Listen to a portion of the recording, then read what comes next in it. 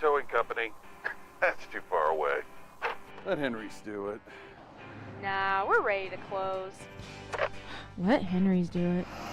Henry's is ready to take your call right now. From compacts to semis, Henry is here to help 24/7. Save yourself the hassle and make us your first call. Henry's gets there fast, offering multiple locations to serve the Ozarks. When you're stuck on the side of the road, make the right call. Let Henry do it. You know the meaning of dedication. The early mornings and the late nights spent pursuing your dream. The commitment and passion to turn those dreams into reality. That spirit of dedication is why Central Bank is always there, working behind the scenes, helping you navigate those twists and turns in your journey with solutions that are tailored to meet your business needs. Central Bank. We do business better.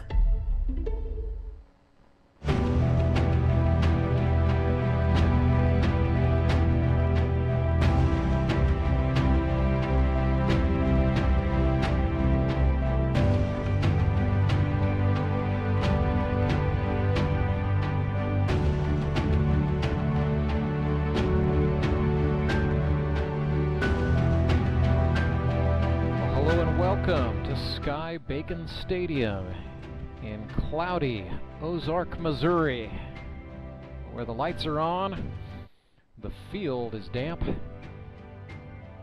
but the Robert Lewis Memorial opening weekend of Season 8 of the Grip and Rip Baseball League rolls on live. Hello once again, everybody. I'm Rance Berger. Welcome you in, and welcome to the third of 3 games on the weekend's docket, a rematch of the 2022 Howard Bell Trophy Championship game. The Branson Showmen taking on the reigning and defending world champion Springfield Metropolitans. It's a little bit of a new look for the Springfield Mets here in this Season 8, and that is because just the way the Grip and Rip Baseball League is structured. Every year, the rosters from the previous season are absolutely blown up to smithereens, and just about every player in the league has to re-enter through the GRBL tryouts and then the draft. Although this year he added a little wrinkle to the proceedings, that would be the franchise tag. So each team was allowed to extend an offer to one player from the previous year's club, and that one player then had an option to either accept and sign a contract with that club for another year, or they could decline and enter the draft. In this case, I don't know of anyone who declined a franchise playing offer, so the Branson Showmen bring back center fielder Jacob Karlson, and the Springfield Metropolitans bring back right fielder Harrison Waters as franchise players. Now, by virtue of winning the Howard Bell Trophy in 2022, the Springfield Mets also had the first selection in the GRBL Select Your Spot. That is how draft positions are determined, and the Mets manager Brock Chaffin opted to take the #1 overall pick in the 2022 draft. If you're following along, you know the rich got a little bit richer as Brock Chaffin used that #1 pick to take the 2-time Most Valuable Player Award winner, Clay Murphy. And Murph will be in the starting lineup for the Mets once again. They also bring back a couple of favorites from last year's club. They return outfielder Gerad Braschler, a perennial all-star. They bring back pitcher Chris Matlock, who was last with the Mets in 2020, although he will not be in the lineup today. And they return pitcher Jaron Dishman, the native of Walnut Grove, Missouri, will get the start on the bump today for the Springfield Mets. So a little bit shorthanded. They are also without Skylar Carter, a Gold Glove Award winner and a league MVP back in 2017. With that, let's meet the starters for both clubs. The Branson Showmen will lead off with their shortstop, a Gold Glove Award candidate, the very slick Carter Rinne. Batting second is a proven veteran in the GRBL. He's in left field for the Showmen today. That's Logan Prock. Batting third is the franchise player. He's in center field, #10, Jacob Karlson. Batting fourth, back with the Showmen for another swing, Canada's greatest export, the catcher Gerad Fox. Batting fifth from Caracas, Venezuela, #17, the first baseman David Rodriguez. Batting sixth Former Springfield Met, now in purple. He's the third baseman today. Wears number 12, Calvin Dreyer. Batting in the 8th spot, or check that, the 7th spot, is the pitcher, a newcomer, Tyler Abma. Batting 8th is the right fielder, Brady Dean. Batting 9th is the second baseman from Enumclaw, Washington, Matt Spangler. And batting 10th, the extra hitter, number 7, Josh Reno. So it's Rinne, Prock, Karlson, Fox, Rodriguez, Dreyer, Abma, Dean, Spangler, and Reno for the Branson Showmen.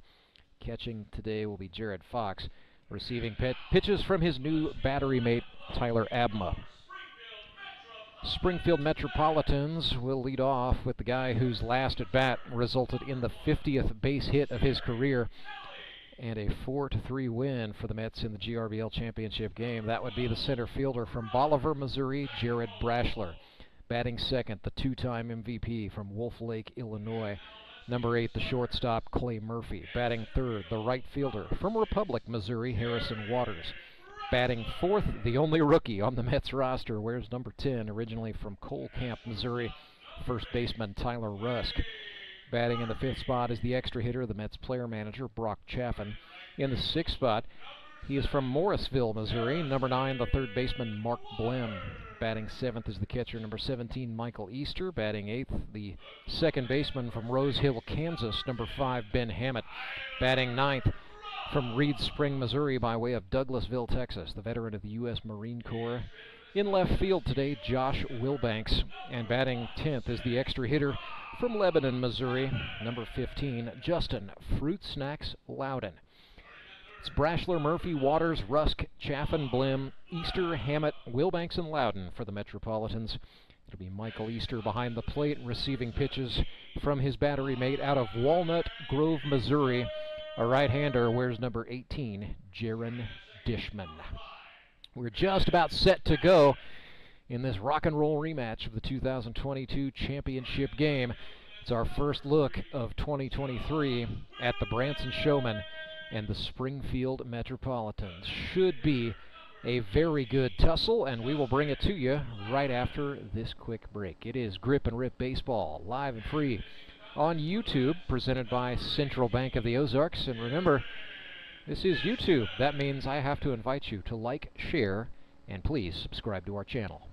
Redline Athletics is the Ozarks' #1 youth sports performance training center. Redline uses the latest in technology, equipment, and techniques to help kids ages 8 to 18 prepare for competition in all sports, with our #1 goal to make them a better athlete first. Redline Athletics now offers team training. Bring your full squad in for workouts with our professional staff and boost their speed, strength, agility, and skills. Train like a pro at Redline Athletics, located in Southeast Springfield, just off James River Freeway in South Glenstone. Support local, give local. We hear it all the time, and when it comes to blood donation, there's an easy way to make sure your gift is being used in your community. Donors with Community Blood Center of the Ozarks provide every drop of blood, platelets, and convalescent plasma to patients in over 40 area hospitals. How do I know why that's important? Because my youngest daughter, Joselina, is alive today thanks to local blood donors. Find out how you can help at cbco.org. Local donors, local patients. That's the Community Blood Center of the Ozarks difference. Acme Towing Company. That's too far away. Let Henry's do it. Nah, we're ready to close. Let Henry's do it. Henry's is ready to take your call right now. From compacts to semis, Henry is here to help 24/7. Save yourself the hassle and make us your first call. Henry's gets there fast, offering multiple locations to serve the Ozarks. When you're stuck on the side of the road, make the right call. Let Henry do it. You know the meaning of dedication. The early mornings and the late nights spent pursuing your dream. The commitment and passion to turn those dreams into reality. That spirit of dedication is why Central Bank is always there, working behind the scenes, helping you navigate those twists and turns in your journey with solutions that are tailored to meet your business needs. Central Bank. We do business better.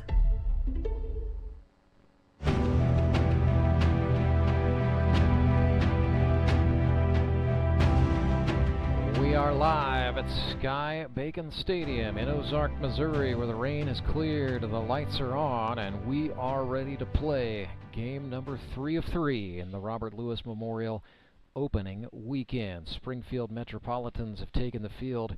Their starting pitcher today, Jaron Dishman, the native of Walnut Grove, Missouri, a product of McKendree University. Also spent a summer right here at this ballpark playing for the Route 66 Stars of the Show Me Collegiate League. In 2022, Dish was a middle reliever mostly for the Springfield Metropolitans, pitched 11 innings, gave up 5 earned runs on 12 hits, struck out 9, walked 4, and he hit 2 batters. It's a 4.09 ERA for Dish as a rookie.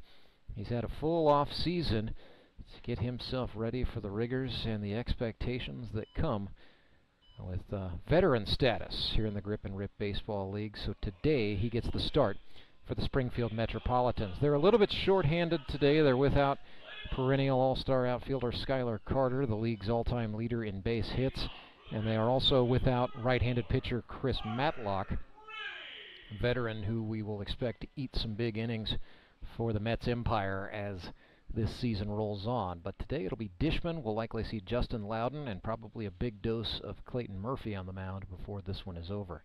Dishman's first pitch to Carter Rinne is a ball low that gets past the catcher Easter back to the screen, and we are underway. First pitch, 3:17 p.m. Fastball from Dishman. He's got a classic over-the-top motion. Fired it in there for a strike. It's now 1-1, and the sun is now out. As Carter Rinne takes an open stance. Looked at a strike inside. Carter Rinne had a good rookie year for Branson. That set the stage for him to want a little more after they lost in walk-off fashion in the 2022 Howard Bell Trophy Championship game. Carter from Licking, Missouri. So the manager of the Branson Showmen, Cole Roark, very familiar with him as he goes down on strikes.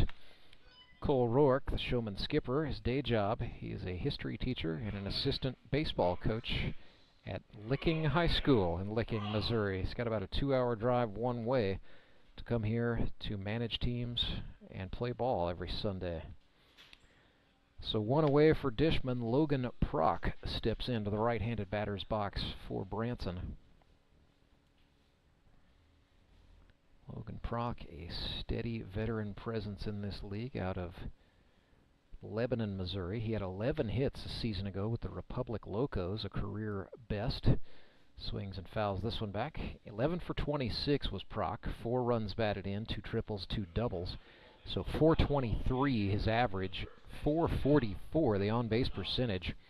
All time, Logan's got 34 hits in his career, but it was a definite uptick in the way of productivity for Logan Prock, who had never gotten out of the double digits in the hit column before. He's down 0-2 here, looked at a ball high. 1-2.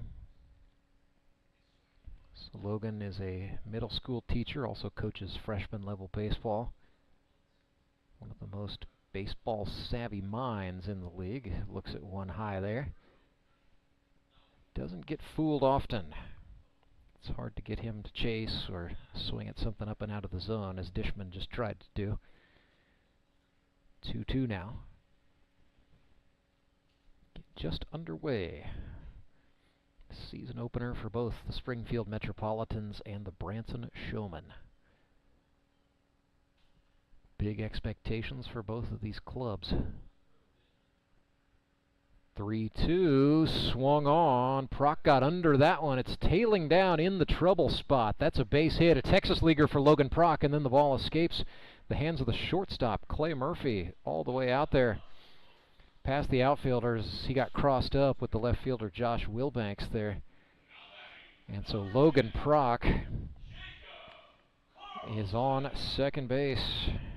Leads him off by getting into scoring position. And Jacob Karlson, yes, talked with him during the last game between the Mavericks and the Locos about how hungry he is after getting so close to winning a league title and coming up shy. 16 hits for Karlson in 2022. That wins him a share of the league's single-season record. Swung and fouled that one back. Karlson, for his career, 34 hits. This is his 4th year in the GRBL. Career batting average well north of 320. 0-1 here. Dishman threw him a curveball. Karlson sat back. This is a grounder to third. Mark Blem up with it. His throw across to Rusk is in time, but that does allow the runner Proc to advance. A little delay there as he waited for Blem to throw the baseball. So smart base running from Logan Proc, but a nice play by Mark Blem. And the Showmen have a man on third, 2 away for Gerad Fox. 11 for 30 last year was Foxy, 7 singles, 3 doubles, and 1 home run. 43 hits in the GRBL career. He started in 2018. He's been with the Mavericks, the Locos, the Showmen. Second time now he has played for Branson's Cole Roark. There's a steer-ag thrown from Jaron Dishman on the inner half, and we're 1-on-1. So Gerad Fox now lives in Ozark, Missouri. He went to University of Missouri S&T. He's an engineer. 1-1 from Dishman is low.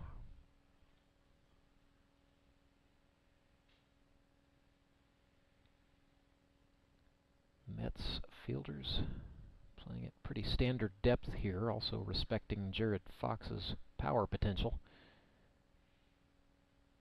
Here's the 2-1. Breaking ball got the inner half. That was pure paint from the native of Walnut Grove, Jaron Dishman. They play 4 sports in Walnut Grove. They've got spring baseball. They've got basketball in the winter. They've got fall baseball. And then in the summer, they like to play summer basketball. Here's the 2-2. That's a bouncer. Dish played them all. Very good basketball player, as a matter of fact. Although I think his sister, JC, would tell you she's the better basketball player in the family. But Dish, part of a state championship winning team for the Walnut Grove Tigers while he was a high schooler. Could crash the glass pretty well. He's in a full count here with Gerad Fox, 2 outs in the first. Swing and a slow roller foul. We'll set him up and do it again.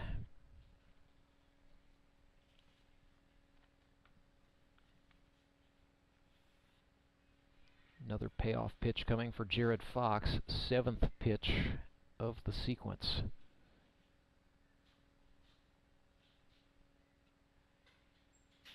Breaking ball in, and he walked him.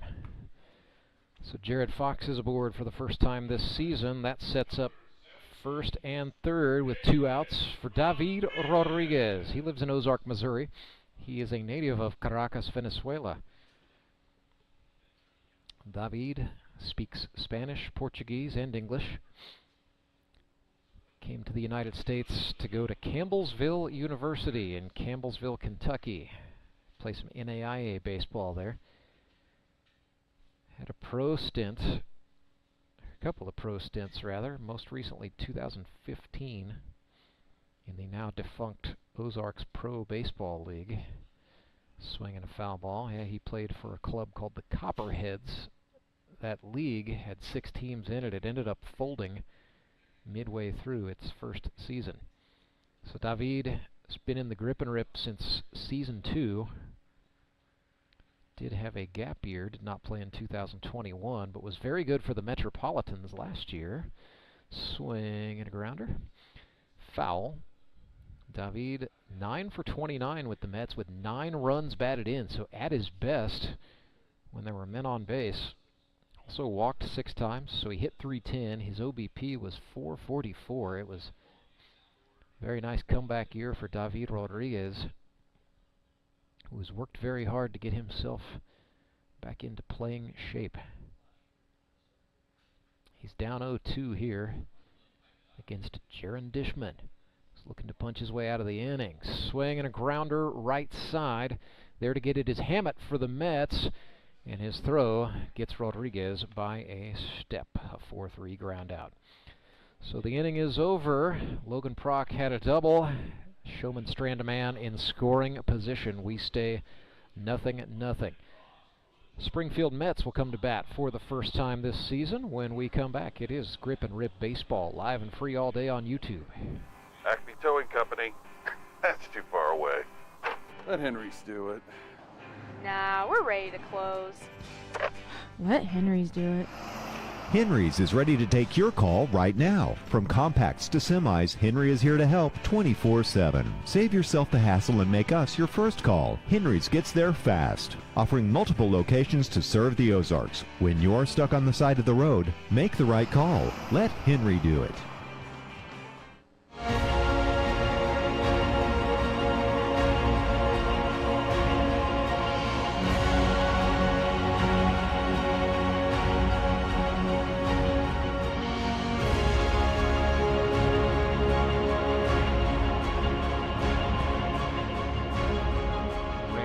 Back with you live at Sky Bacon Stadium, where we will get our first look at rookie right-hander Tyler Abma for the Branson Showmen. He is originally from Miller, Missouri. Played college baseball at Drury University, 33 years old now. He is the Missouri single-season and 7-inning game record holder for strikeouts as a high schooler. Had 177 in one season for the Miller Cardinals, had 22 in a single game, was a first-team All-State and All-Area selection, and a Wendy's High School Heisman winner. At Drury, at the NCAA Division II level, he had 74 strikeouts in his career, over 116 innings of work. 116 and a third innings of work, my apologies. Appeared in a total of 40 games. At a 7.66 ERA, had 23 starts. Spent some time living way out in Utah, but has come back to live in Missouri, and has maintained a lot of friendships with guys who played at Drury University, including GRBL Commissioner Tony Lewis. So the talent pipeline of guys who go to Drury and then end up in the GRBL stays quite strong with the addition of Tyler Abma this season, and Abma impressed in GRBL tryouts enough to attract the attention of Branson Showmen manager Cole Roark. His first pitch to Gerad Braschler is a strike. Brash had 10 hits for the Springfield Metropolitans a season ago, a career year for him. His last hit was in the last at-bat of the last game. It was the 50th of Braschler's career. He's a commercial pilot by trade. Flying for Delta now.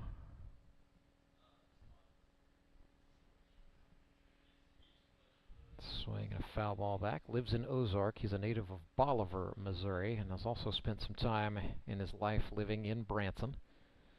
Matter of fact, his family, a group of Branson entertainers called the Braschler family. Jared, I understand, played some drums. Swing and a miss there. Tyler Abma starts his GRBL career by striking out.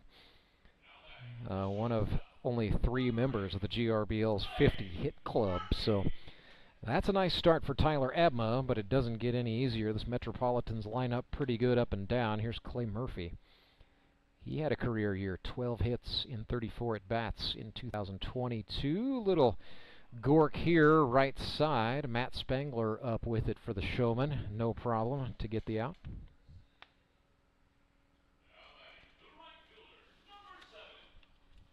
Harrison Waters walks in. The Mets franchise player. Outfielder from Republic, Missouri, who, like the guy he's about to face here, Tyler Abma, went to Drury University. Waters 16 for 39 a season ago. That's a 410 average. OBP cranked way up at 489. Harry comes into the day with 32 hits in his 3-year GRBL career. It's gotten steadily better as it's gone, swinging the bat. Had 4 hits as a rookie with the Mountain Ducks in 2020, 12 hits with Republic in 2021, and then 16. That is a share of the league's single-season record. There are 5 different players who share that. There's a wild pitch from Abma that went off of Jared Fox's right foot back to make it 1-2. So in 2017, Michael Antonio and Justin Parker each had 16 hits.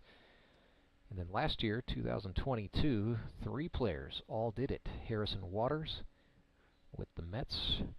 Jacob Karlson did that with the Showmen. And then Trent Simpson did it for the Republic Locos. All 3 of those guys are back with the same teams here this season.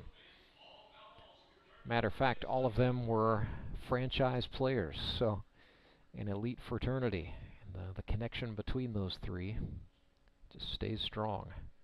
1-2 goes inside. Waters bails out. Starting to see some rain come down, starting to see some umbrellas go up. I thought the showers were going to clear out, but I guess nature is not done yet. 2-2 to Waters. Abma comes home, took something off there, the breaking ball. Sits Harrison Waters down. It's a 1-2-3 inning for Tyler Abma, and we stay scoreless. Showmen will come to bat in the second when we come back. It's Grip and Rip Baseball. Support local, give local. We hear it all the time, and when it comes to blood donation, there's an easy way to make sure your gift is being used in your community. Donors with Community Blood Center of the Ozarks provide every drop of blood, platelets, and convalescent plasma to patients in over 40 area hospitals. How do I know why that's important? Because my youngest daughter, Joselina, is alive today thanks to local blood donors. Find out how you can help at cbco.org. Local donors, local patients. That's the Community Blood Center of the Ozarks difference.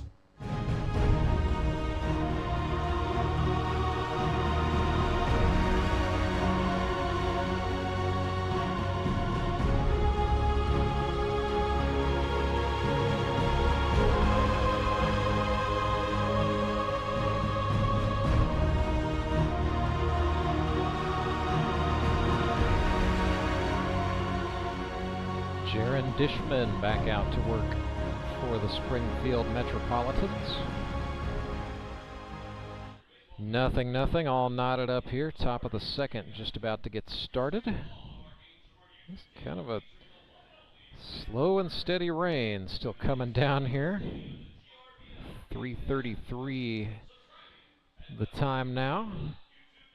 This game just 1 inning old. Good news is there's not any rain left in today's forecast. Trying to get a quick peek at the radar here as Jaron Dishman takes his final warm-up throw. It really should be done. Knock on wood. So Calvin Dreyer, the native of Dallas County, Missouri, steps in for the Showmen.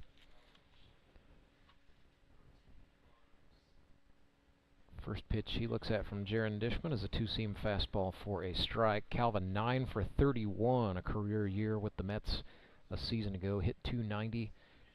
On-base percentage was .353. Chased some high stuff there. It looked like a changeup that Dishman sent in upstairs. So Calvin should feel right at home with this weather.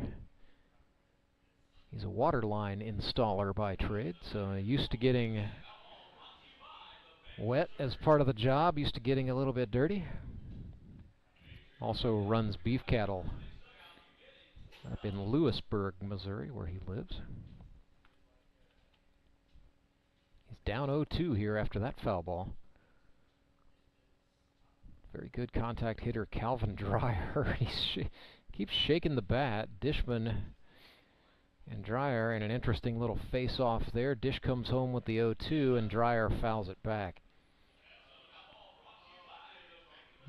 Calvin, a very good hitter. At North Arkansas College, he hit .328 as a freshman in 2014. Hit .265 as a sophomore in 2015. Really moved into a starting role with the Mets in his 3rd year in the GRBL a season ago. Dishman threw him a curve. Calvin sat back on it and chopped it foul third base side, so he'll stay in the hunt.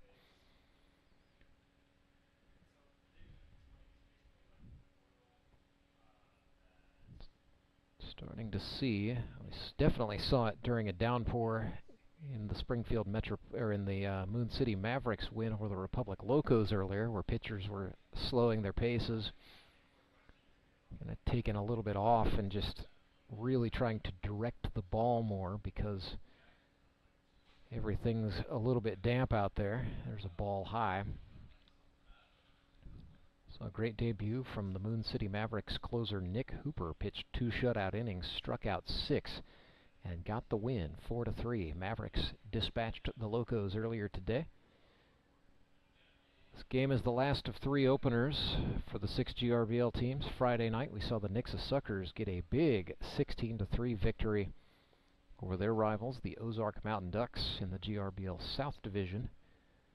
So the Suckers and the Mavericks both 1-0. One of these 2 teams will walk out of here today 1-0 as well. Here's the 2-2. Dishman went right over the plate, just attacked, and Calvin Dreyer swung over the top for the strikeout. Second K of the day for Dish. It's going to bring up the pitcher, Tyler Abma.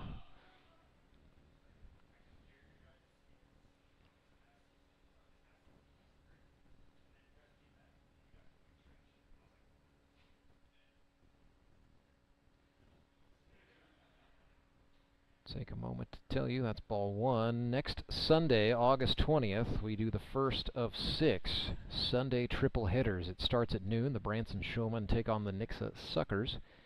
And the Springfield Metropolitans are the away team against the Republic Locos. Here's a pop-up. On the infield, 3 guys all going for it, and it's the first baseman, Tyler Rusk, who ends up making the catch and also avoiding the collision. Ben Hammett, Clay Murphy, everybody from the Mets was in that scrum, but everybody kept all 4 wheels on the car, and Rusk made the catch. So that brings up Brady Dean out of West Plains, Missouri, standing in the left-handed batter's box. Walked 10 times, led the league in free passes in 2022. There's a strike thrown from Dishman. So that Metropolitans Locos game next Sunday at 3 o'clock, and then 6 p.m. baseball night in the Ozarks. It'll be the 1-0 Moon City Mavericks at the 0-1 Ozark Mountain Ducks. Again, all 3 of those games will be streamed right here, live and free on our YouTube channel. Streaming broadcasts all season long, courtesy of our friends at Central Bank of the Ozarks.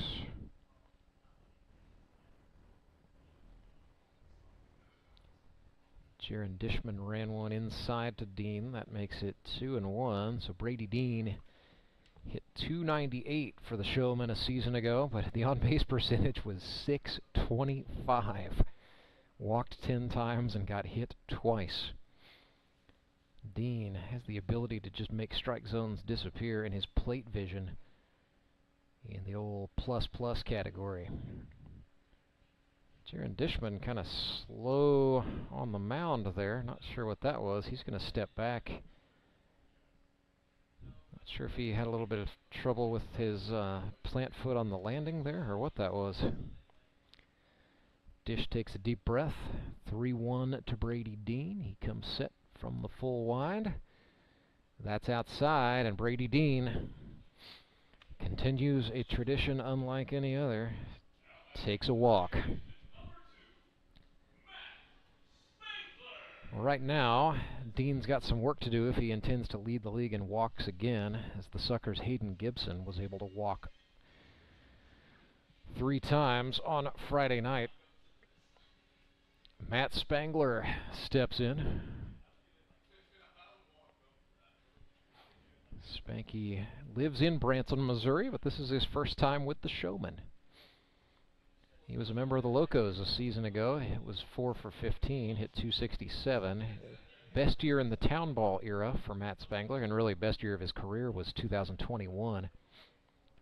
Playing for the championship-winning Moon City Mavericks. He was 9 for 26 that year, and the on-base percentage was up at .393. He's worked ahead here, a kid from Enumclaw, Washington, who moved to Southwest Missouri to go to College of the Ozarks. Up 2-0. Dishman kicks and deals. That's outside. 3-0 here.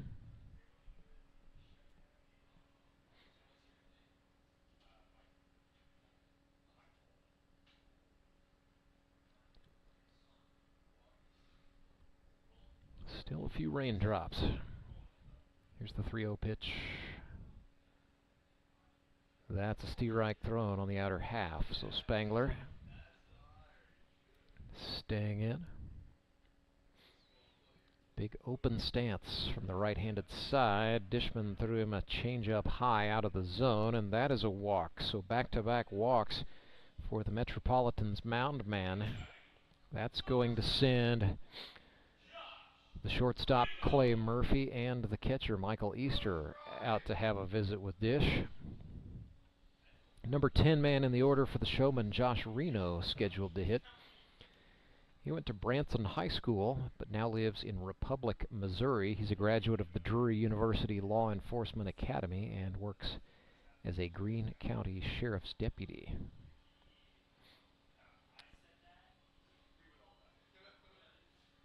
Two outs, 2 men on. Scoreless ball game. And the Mets' Jared Dishman has a man to contend with in scoring position for the second time today. Reno in the left-handed batter's box, making his GRBL debut. First pitch to Reno, a ball out of the zone.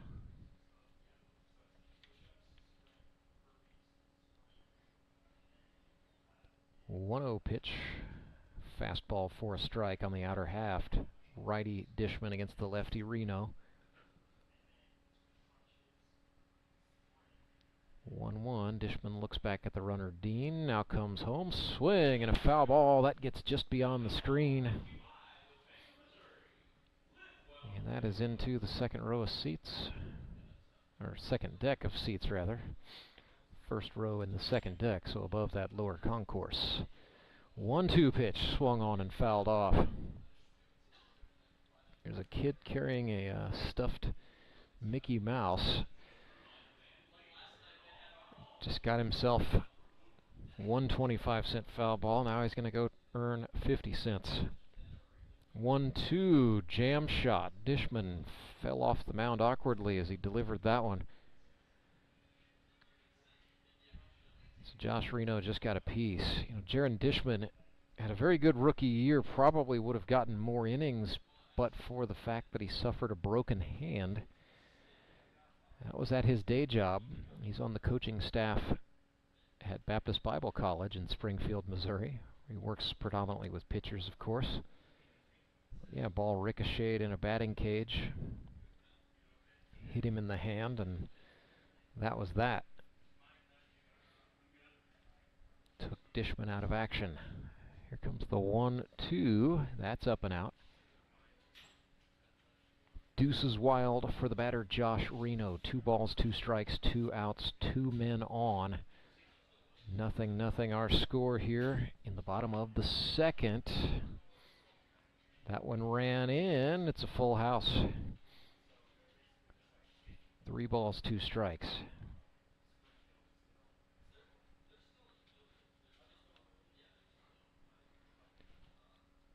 Runners take off. That is poked. Foul. Oh, and Dishman is down. Oh, no, this does not look good. As Reno fouled that off, Dishman is lying prone on the first base side of the mound. Oh, my gosh. Looks like he slipped. Wonder if that's an ankle, a leg. What that is. Mets are checking him. And they did not have anyone getting loose. I think their intent was for Dishman to get a 3-inning assignment today before giving way to a reliever. And this very quickly can disrupt an already shorthanded Mets pitching staff. I mean, more than that, you just hate to see somebody suffer an injury in the season opener like this. So Dish being helped up. Jared Dishman. Not sure what that is. It's favoring a leg. Unsure if that's an ankle or a knee. I think this is going to be it for Jaron Dishman.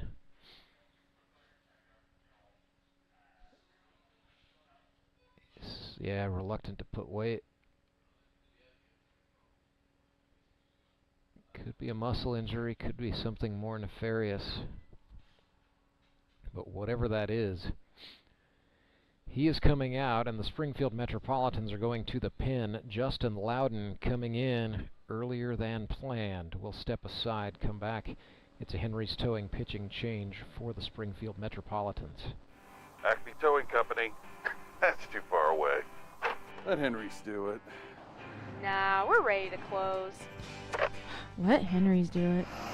Henry's is ready to take your call right now. From compacts to semis, Henry is here to help 24/7. Save yourself the hassle and make us your first call. Henry's gets there fast, offering multiple locations to serve the Ozarks. When you're stuck on the side of the road, make the right call. Let Henry do it.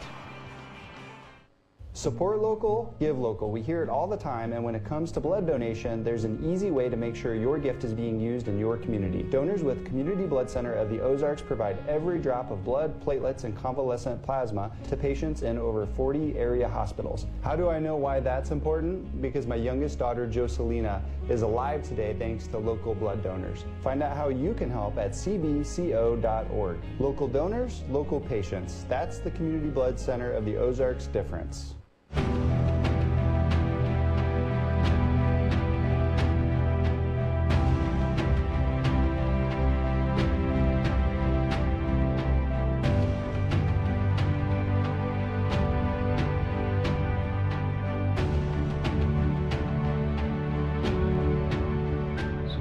For the Springfield Metropolitans, replacing the injured Jaron Dishman, is number 15, Justin Loudon, a right-hander out of Lebanon, Missouri.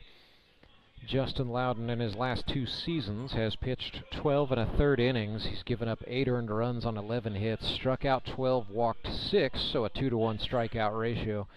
Also has hit 6 batters. He's got a 5.84 ERA. Last year with the Mets, Loudon pitched 6 1/3, gave up no earned runs, 6 hits, 7 strikeouts, 5 walks, plunked 3.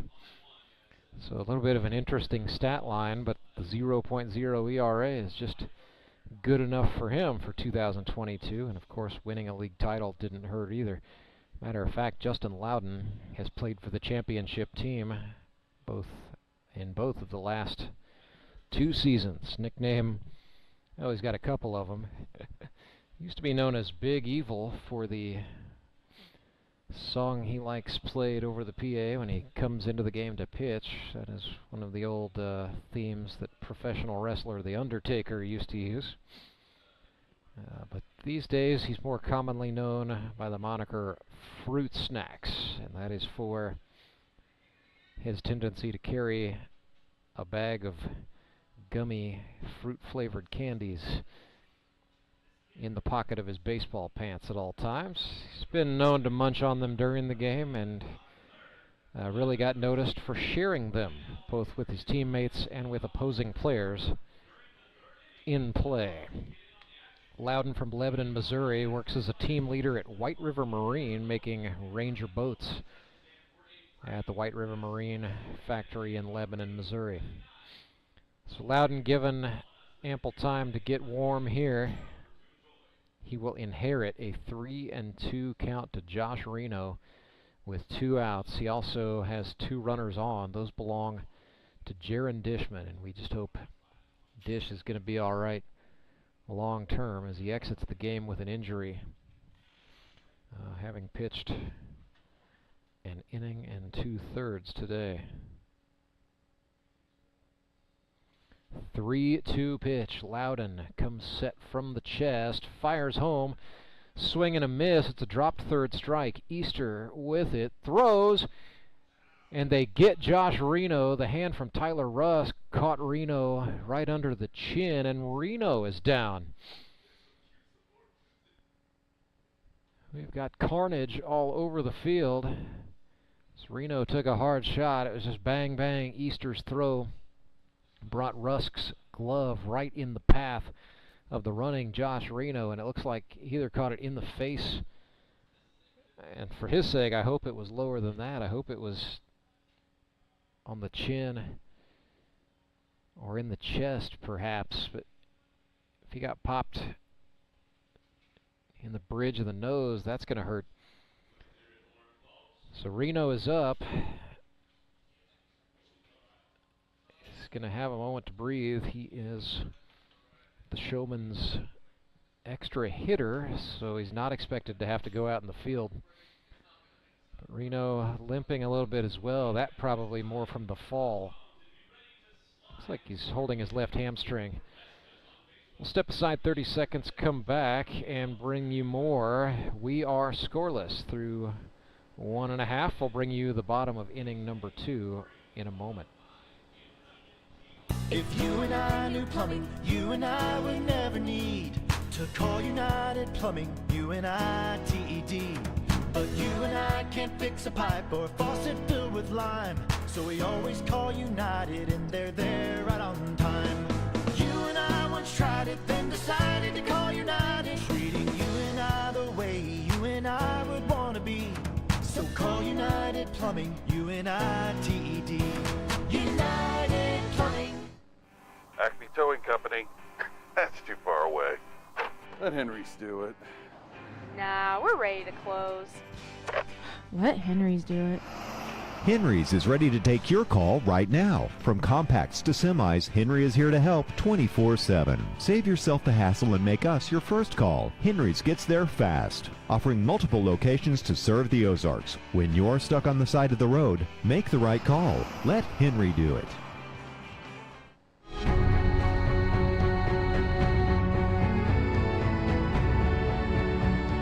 Tyler Abma back to work for the Branson Showmen, scheduled to face the 4, 5, 6 hitters for the Mets: Tyler Rusk, Brock Chaffin, and Mark Blim. Pretty power-laden part of the lineup here for the Springfield Metropolitans. Tyler Rusk, the only rookie on the roster for the Mets in 2023 out of Sedalia, Missouri.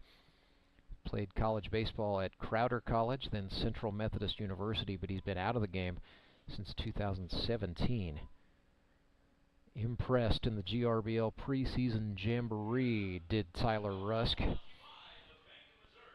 4 for 4 at the plate on the day with a couple of doubles. Those will not count toward his career stats, but you know, preseason baseball is what it is. But 4 for 4 is a pretty good day at the ballpark. I don't care if it's the GRBL or T-ball. In this case, Tyler Rusk starts out 0-1 as Tyler Abma got him on strikes there. That's Abma's 3rd K of the day. That'll bring up Brock Chaffin, the Metropolitans manager. He was 8 for 25 in 2022. His best year was 2020, where he was 11 for 23 for the Mets. So Chaffin, for his career, 35 hits. Broke in with the Yogis in 2018. This is his 6th year in the GRBL. He was originally from Lebanon, Missouri, but broke in after he had relocated to Northwest Arkansas, so he lives in Springdale. It's about a 2-hour drive for him one way. Became the manager of the Mets in 2020. Sends this one in the air into center. That's going to drop down. Charging in to get that for the Showmen was Jacob Karlson. But the Showmen outfielders are playing deep to respect Chaffin's power, and he blooped that one down in front of Karlson for his first hit of the campaign. So that puts Chaffin on first for Mark Blim with 1 out. Blim from Morrisville, Missouri. First time for Blim to play for a team other than the Ozark Mountain Ducks in the town ball era. His best year for the Ducks was 2021, had 8 hits that season. Although I'm sure he would tell you winning a title with Ozark in 2020 was pretty memorable. He had a walk-off base hit that scored Austin Kendrick in the title game, and the Mountain Ducks beat the Mets to win the Howard Bell that year. So new digs for Mark Blem. Wears number 9, or number 6 for the Mountain Ducks for 3 seasons, but when he came over, the Mets had also drafted Gerad Braschler, who wanted to keep his number from the previous year, so Blem flipped the 6 upside down. He's wearing 9 for the first time. Down here 0-2 after that foul ball, Tyler Abma from the stretch for the first time. Abma from the belt. Fastball. Blem late to it, but fouls it off. Mark Blem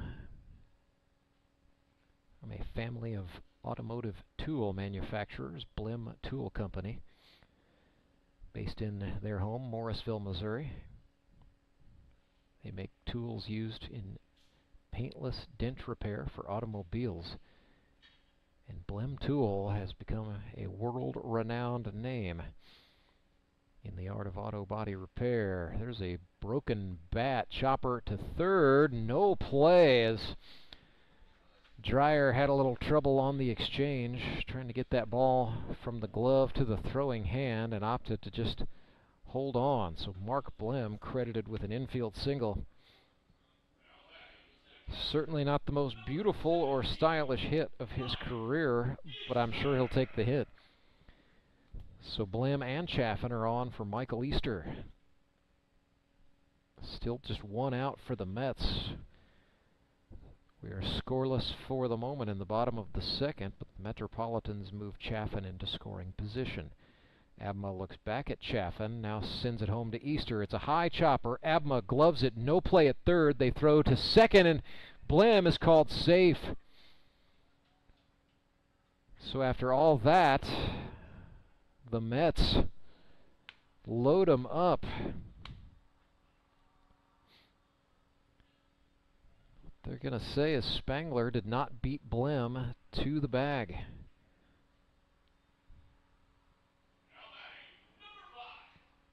It's going to be scored an infield single for Easter. He is at first. Chaffin's at third. Blem at second. The bases are chucked.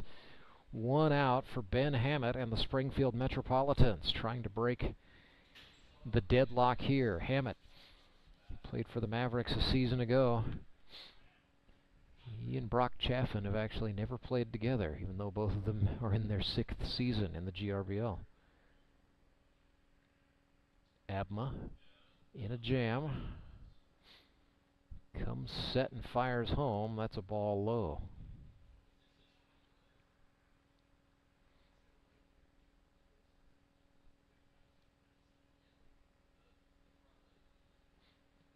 One and 0.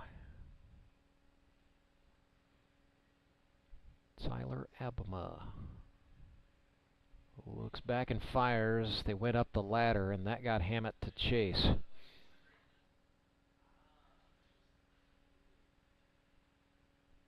Hammett generally keeps his strikeout count pretty low each season, as his career has progressed. 42 years old now, Ben Hammett. That's a fastball for a strike. 4-seamer. Pretty as you please on the outer half, and Abma is ahead in the count 1-2. Metropolitans trying to find an early advantage here in the 2nd. Hammett crowds that plate. Slightly closed stance. Abma's pitch. Fastball just outside.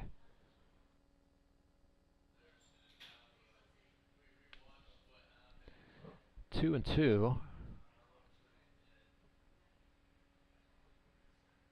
Hammett dangles that bat out in front of the plate, waiting for Abma to come set, and he does. Tyler's pitch swung on and missed. They get Hammett with the slider. Strikeout number 4 for Tyler Abma, who is not out of the woods yet, but the situation a lot more manageable with that strikeout. Here's Josh Wilbanks. Lives in Reeds Spring, Missouri. Played for the Branson Showmen the last 2 seasons. Now with the Metropolitans, originally from Douglasville, Texas. Served in the United States Marine Corps. Swung on and missed there. This is Josh Wilbank's 4th year in the GRBL. Getting the start today in left field.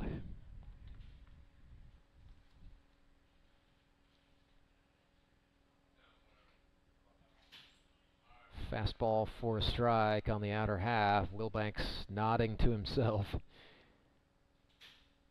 Crowds in. Toes to the line in the front of that batter's box. 0-2 pitch. Swing and a miss. Abma got him with the fastball. So the Mets loaded the bases, but Tyler Abma able to wriggle and squirm his way out of the jam. Back-to-back strikeouts. He's got 5. We go to the third. Showmen and Mets 0-0. Back with more GRBL baseball right after this. I'm Nicole Cartmel with the Bank of Missouri. Whether you're looking to pay bills or make a big purchase, sometimes you need cash quickly to take that next step. A consumer loan might be a perfect option to help you live well, bank well. Sonia McClendon, one of our branch managers, is here to explain. Thank you, Nicole. We provide personal consumer loans for almost any purpose, from building your credit to financing that new car. We offer competitive rates, and decisions are made locally so we can get you the money that you need quickly. But what makes our consumer loans unique is that personal touch. For example, I recently worked with a customer to secure a loan for a horse trailer. He could have went elsewhere, but he chose to work with his bank because of that personal relationship that we've built with him. Being able to work with your personal banker that you know and trust makes a big difference. That's right, because we work with our customers to help them live well, bank well. Get started at bankofmissouri.com.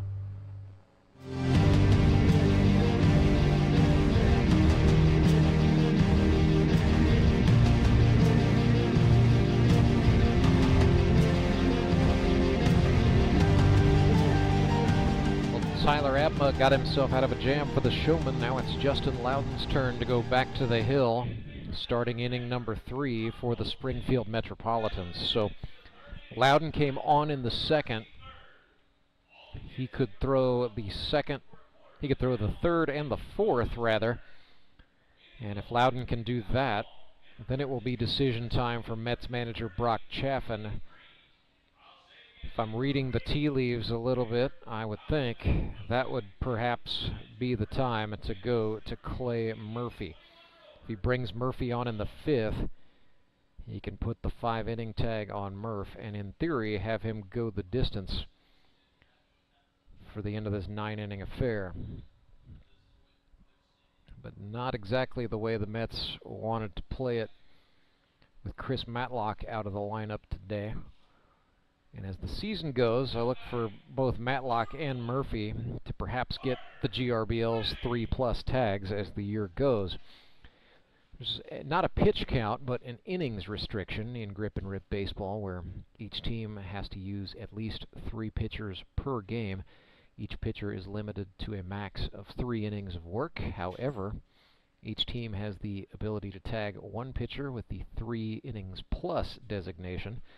And the guy who gets that tag is able to go a max of 5 innings.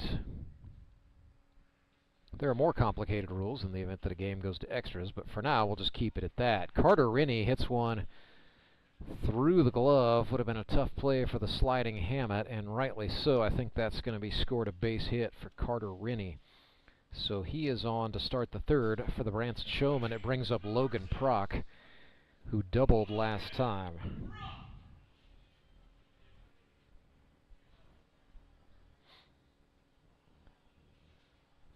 Prock stands in.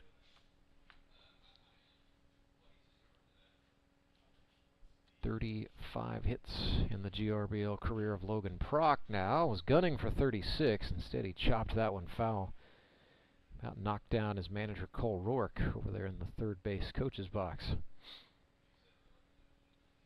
It'll be Prock and Karlson to bat this inning for the Showmen. It'll be Gerad Fox in the wings, should anyone else Managed to reach. Rinne takes off, and Proc sends one, tailing quickly foul.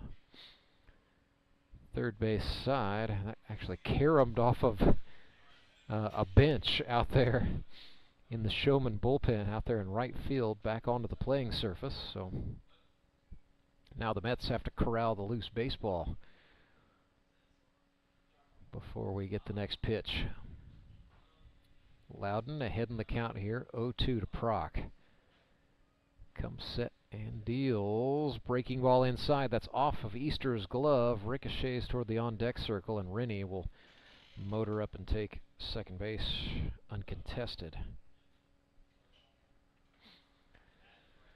Strange occurrence there for Michael Easter. Looked like the baseball just sort of hit the upper web of the catcher's mitt and took a bounce very much in the Showman's favor. Loudon comes set for the 1-2, ran another one inside, and Proc just about sawed off one of his teammates in the Branson dugout. It was a sharp pull. Screamed hot to the dugout. Everybody's okay over there. We'll reset and do another 1-2, fifth pitch of the sequence. Loudon's been working in against the veteran Logan Proc. Went back outside, got him to chase. Nice sequencing there from Fruit Snacks Loudon to get the out. So one away, and it brings up the very dangerous Jacob Karlson. 16 hits a season ago, one of them a true home run, one of them was an inside the park home run. Plenty of slugging power. I think I saw him warming up with a utility pole earlier before the game. Jacob Karlson, no stranger to lifting weights in the gym, I can promise you that. That is something he thinks about. You know, a lot of guys go work out to, get in shape or impress their girlfriends or whatever, but Jacob Karlson hits the gym with grip and rip baseball in mind all winter long, and it shows. 1-0 ran on the inner half for a strike. Tell you what, if Justin Loudon can make that work all day, he's going to be a dangerous man. 1-1 now. Went to the well on it again. Two-seam fastball. Did not get a strike call that time. It's 2-1. Again they go in. Rinne takes off and steals the throw. Goes over the head of the third baseman, Mark Blim. Carter Rinne comes home, and the Showmen lead 1-0. A stolen base. And then an E2, and Branson breaks the deadlock. They lead 1-0.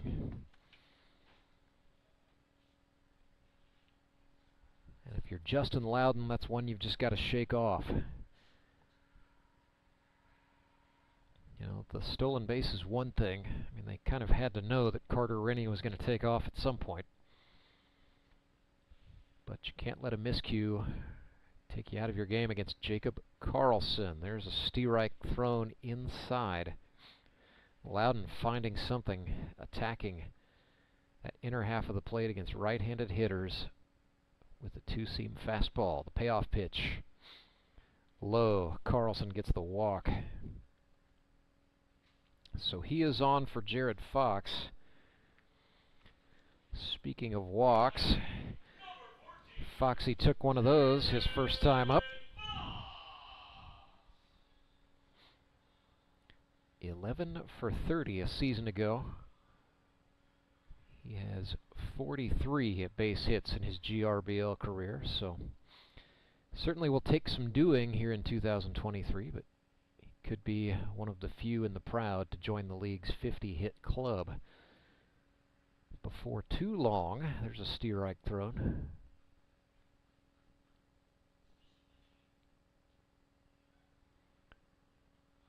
One of the more uninspired check throws I think I've ever seen, and then a little fake job from the first baseman Tyler Rusk on top of that. Karlson respecting the Mets and diving in anyway. Still 0-1 to Fox. Reaches out and sends this one foul. Upper concourse just in the seats on that first base side.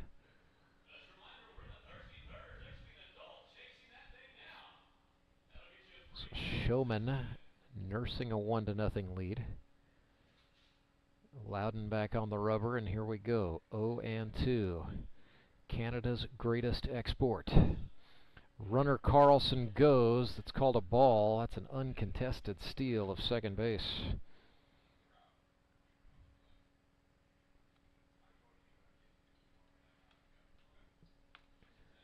1-2 now. Looking like a pretty good two-strike pitch from Justin Loudon. But credit Karlson for letting it, or Fox rather, for letting it go. This is a rip to the gap in left center field. Extra bases for Gerad Fox. Karlson scores. It's 2-0 Showmen, an RBI double for Gerad Fox. That is hit number 44 of Foxy's GRBL career.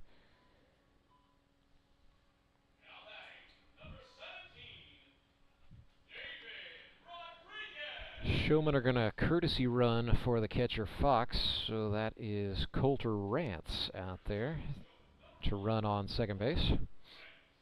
And David Rodriguez comes into the left-handed batter's box. David grounded out to second last time. Second baseman Hammett playing back in the outfield grass, as the Mets expect David to pull it here. Loudon ran a pitch inside for a strike.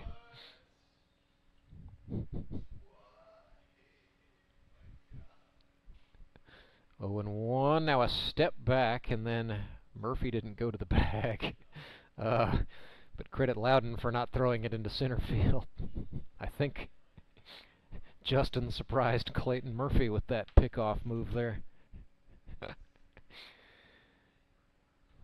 So the Mets reorganize a little bit with the shift on. Rodriguez sends this one up the middle. Murphy, the shortstop, with it, fires across to Rusk.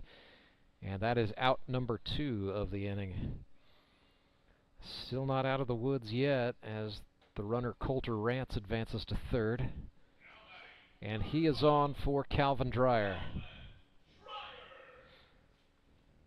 Dreyer looking for a touch of redemption here. Had a tough grounder hit his way an inning ago. Batting a little more comfortably with his club up 2-0. There's a bouncer, good block from Michael Easter, and that will keep the runner Colter Rance in place at third for the Showmen.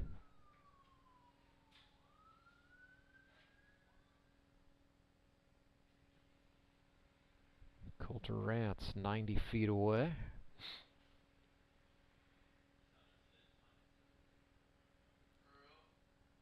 1-0 pitch. Loudon missed down that time. Calvin Dreyer goes about 6'4".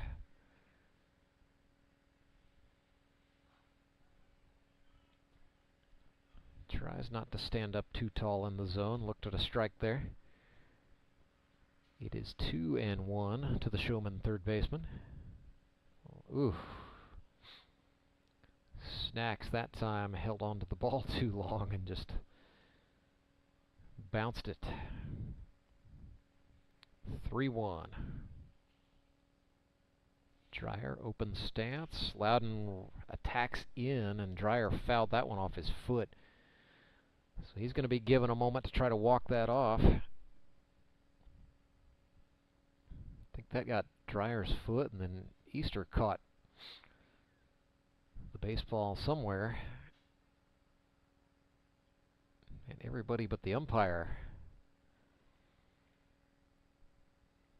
feeling a little bit beaten up after that pitch. 3 balls and 2 strikes.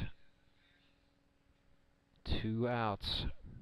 Runner on third. Calvin Dreyer at the dish for the Showman. Loudon's pitch. Struck him out. They caught the outer half. Justin Loudon sprints off of the mound into the dugout. I think the kid's a little bit fired up. Down on strikes goes Dreyer. But it is a 2-0 lead for the Branson Showmen. Metropolitans come to bat in the bottom of the third when we come back.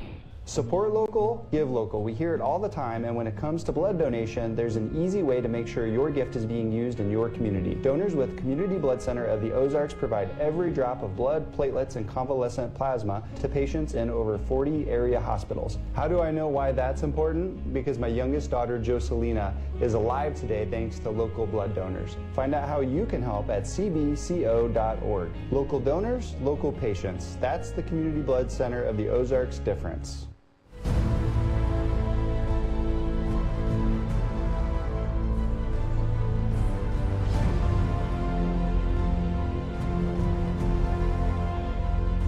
Rantsberger back with you live at Sky Bacon Stadium. Branson Showmen have a 2-0 lead. And we go to the bottom of inning number 3. Tyler Abma back to work for the Showmen. I'd like to welcome in the, what is your title now? Kevin Robertson, Grip and Rip Baseball? Kevin Robertson, Grip and Rip Baseball is good enough for me. What are you now? You know, I think Tony's called me a couple things at the beginning of the season. I believe sales manager is currently my current title. At least it's got manager in it. Of some sort, yeah. I just go through and try to help out the league any way I can. Just kind of a jack of all trades, master of none, right? The ultimate utility player behind the scenes and a key cog. You know, Kevin will undersell it, folks, but I won't let him do it. K-Rob, absolutely the glue that keeps our team together here behind the scenes. And we've grown our team a little bit here, Kevin, so it's pretty cool to see that the folks working up here in the press box are trying to bring the fans a bigger, better, leaner, meaner GRBL. Oh, absolutely. And, you know, it's one of those things that, obviously, Justin Loudon's up there about to take a hack. I always love watching that guy swing. Always fun, and yeah, absolutely daddy hack straight away. Tyler Abma got him to chase. But yeah, you know, every year there's always turnover.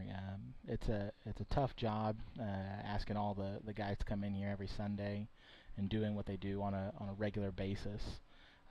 Because you know these players get to come out here and play for 3 to 4 hours every week, and that's an amazing experience. But you got to think on the staff side of it, you've got those guys out there for 9, 10, 11 hours every single Sunday, and it's important to get those guys called out because there is an attrition element to it that's always important to kind of note there. Loudon sends one up the middle. Carter Rinne can't get it. Spangler made the diving grab, but he will not have a play right away. That's going to be scored as an infield single for Justin Loudon. He is on for the Mets.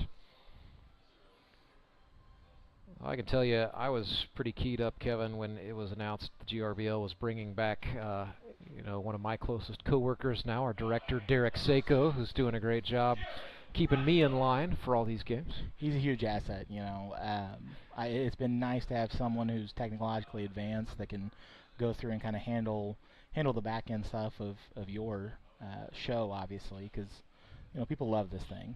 Jared Braschler got a hold of that. A diving grab. Logan Prock.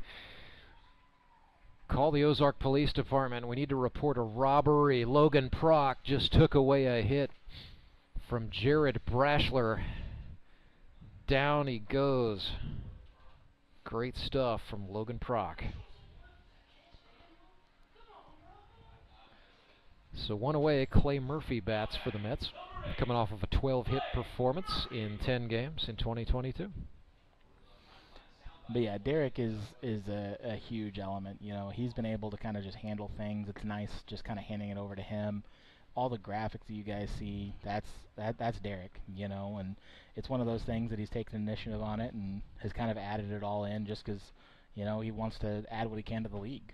So it's always huge to have kind of the repeat guys on the staff to come back in and handle things like that for the fans and for the players and for the staff. It's just a huge help.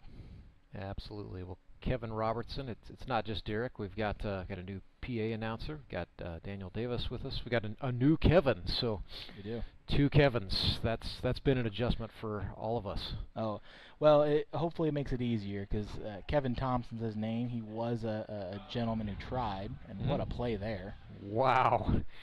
Gerad Fox has a rifle, and he just used it to snipe Justin Loudon. Down goes Fruit Snacks trying to take second base. So that is 2 away for the Mets. It's a 2-1 count to Clay Murphy. So yeah, Kevin Thompson joining the staff of the GRBL, making an impact right away. Oh yeah. Well, and he also joins it in a way that you love to see. He tried out with the play there. Calvin Dreyer one-hopped it, but David Rodriguez hangs on. Very similar to your GRBL career story a little bit. Tried out as a player. Didn't make the cut, but just said, hey, I'm willing to come in. I just want to be part of this thing. Oh, absolutely. It's huge. It's huge when you see guys like that, because it adds to the character of the staff. Yeah, and then we found our PA announcer, Daniel, is just willing to do whatever. He worked the Friday night game, came back today. I said, hey, are you doing them both today? He said, I'm just going to keep going until they tell me to stop. So how do you not love that energy? You love the energy he's bringing. The fans, it was fun, especially on Friday, kind of being out there with everybody. You heard so many of them talk about it, where it's just an energy he's bringing in his voice, and it's great to go through and kind of hear his energy just kind of pumping up the crowd. You can feel it off of him. And it's more than just a voice there. He's cleverly, kind of navigating the script and any adjustments that need to be made. He's doing it all on the fly. We're really impressed with him. We're hoping to kind of add a little bit to the staff, particularly on the PA side. We'd love to make some of those long 10, 11-hour days a little shorter for some of those guys. At least split it in half or do like a 2-and-1 or something. Absolutely. So there's a couple other guys that we've tried out. There's a Mr. Jared White. Yeah. He should be coming back to lend his talents over the PA announcers. So that's a pretty big thing. I'll be honest, the one that no one really talks about enough, because he is such a humble person, is obviously going to be the man sitting on my left, Rance. Oh, cut that out, Kevin. No, he absolutely hates having people talk about him in such a positive light, but he really does add so much, not only in the show, right? Rance, you do such a great job on a regular basis. I know fans love listening to you. I love watching your face get red, just not loving this experience of being bragged upon. Well, as I told the guys, on tryout night, I said, hey, for those of you who don't know me, I'm Rance Berger. I'm your mom's favorite part of Grip and Rip baseball, and it is a joke, but I mean, it's not a joke. It's not because a joke. I know, who's going to watch these games.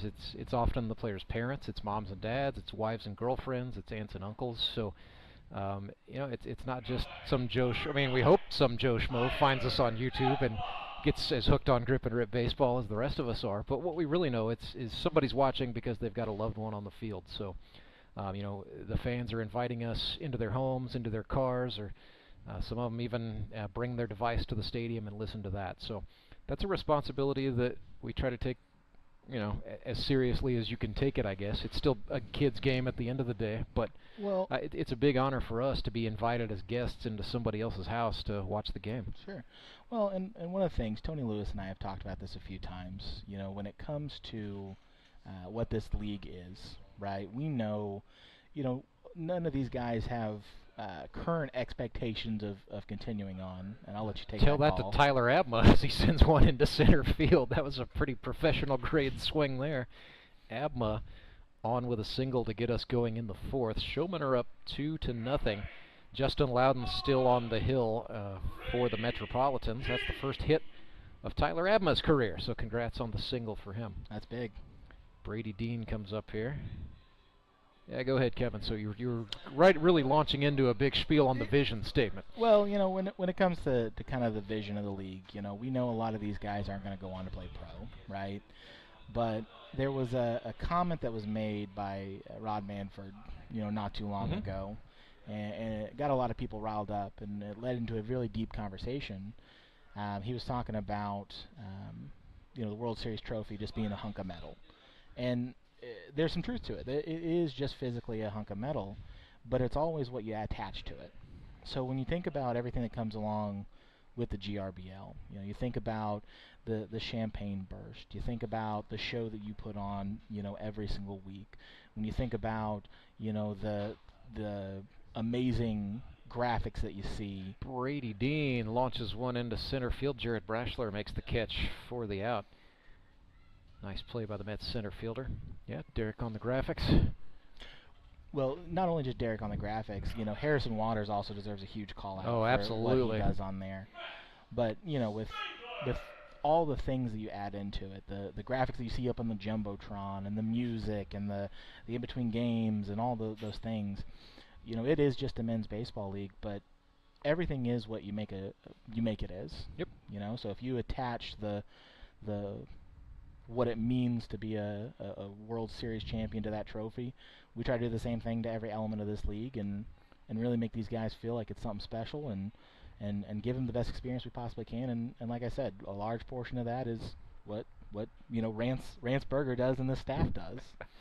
As long as we're talking about staff, I got to give a quick plug. I did this Friday night as well because her son Tommy was playing, but Susan Schaefer, when you talk about, you know, the GRBL experience truly starts when you walk through the gate, and Susan is there to greet you, and that is a big reason why I like to say you're only a stranger once in this league, because, you know, Susan gets to know all the regulars who come here week in and week out, and you know, she even, like, you know, when my wife comes to games and brings our daughter Kate, she's always asking how the baby's doing and all that good stuff, and Susan takes that part of her job seriously, because for her it's not a job. It's like, this is fun. This is, you know, she calls it family. She says, you know, she was really excited to just get to see everybody in the GRBL family again when the season opened up. Oh, so yeah.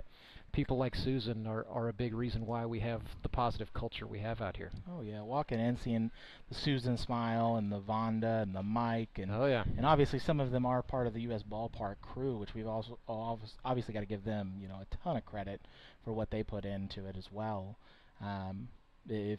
If we had, you know, another 7 hours, we could probably thank everybody who was truly involved. Well, I can tell you the man in charge, Jeff Hunter, was here this morning when I got to the stadium. I was the second guy here. First guy here was Jeff Hunter, and he was getting some things ready. He went didn't stay for the game because his mom was turning 90 today. Yeah. But even on a day when he was throwing a big party for that, Jeff was here making sure the field was in the shape that it was. And even though we had 3/4 of an inch of rain in the last 36 hours, you wouldn't know it now. No, not at all. The field always looks great. You know, I mean, I know they went through and they striped everything. Is that a dropped third strike that Spangler is then going to advance on? It is. Yikes. So a little trouble there. It's a pinch hitter, as we saw Josh Reno leave the game after he got minor collision with first baseman Tyler Rusk in the first. So Kurt Brand enters to hit for the Branson Showmen. Special thing here, Kevin, at 57 years old. Kurt, the oldest active player in the GRBL. The suit is back. 3 hits for the Showmen in 2021. Went undrafted in 2022. Tried out again, and he is back again. Cole Roark said, yeah, you know what? Give me the suit. Love it. Well, Kurt has... I love the approach. Wears one batting glove. You never see guys do that anymore. But... you know, swing maybe not as fast as it used to be, but there is a fair bit of power in those hands. When he gets a hold of it, the thing just goes. Whew, Loudon ran one in. And there is one more staff member I do think that we need to make a big call out, is obviously going to be photographer Mike Hutchins. The Hall of Famer Hudge, yes sir.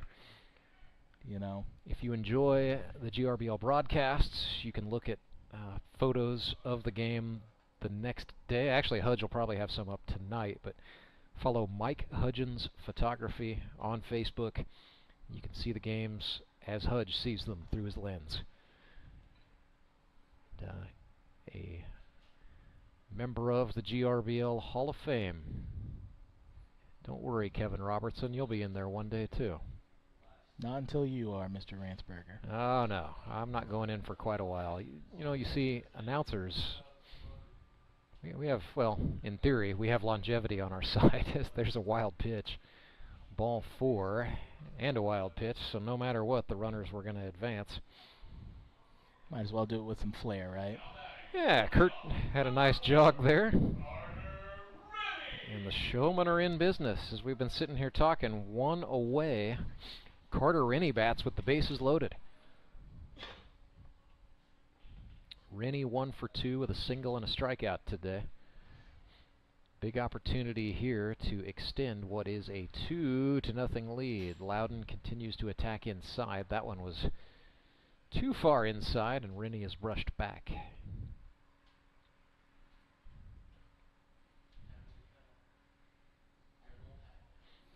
Rinne is one of those guys you want up in this kind of scenario. I mean, this guy's got such fast hands. I don't know how well he's going to drive it deep into the gaps, but he's definitely one of those guys who can get some station-to-station stuff going. That. Ooh, an oppo spray. That gets down. Harrison Waters dove, and then he lost the baseball. 1 run scores. That's McGreevy across. It's 3-0 Showmen. Now another comes home. That is Spangler. 4-0 the lead as Carter Rinne sends a single into right field and then advances on the throw.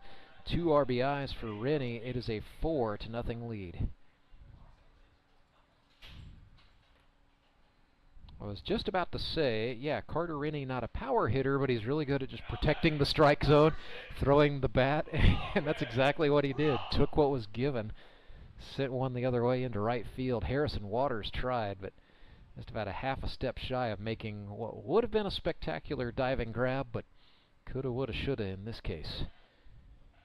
Here's Logan Prock. He's got a double and a strikeout today.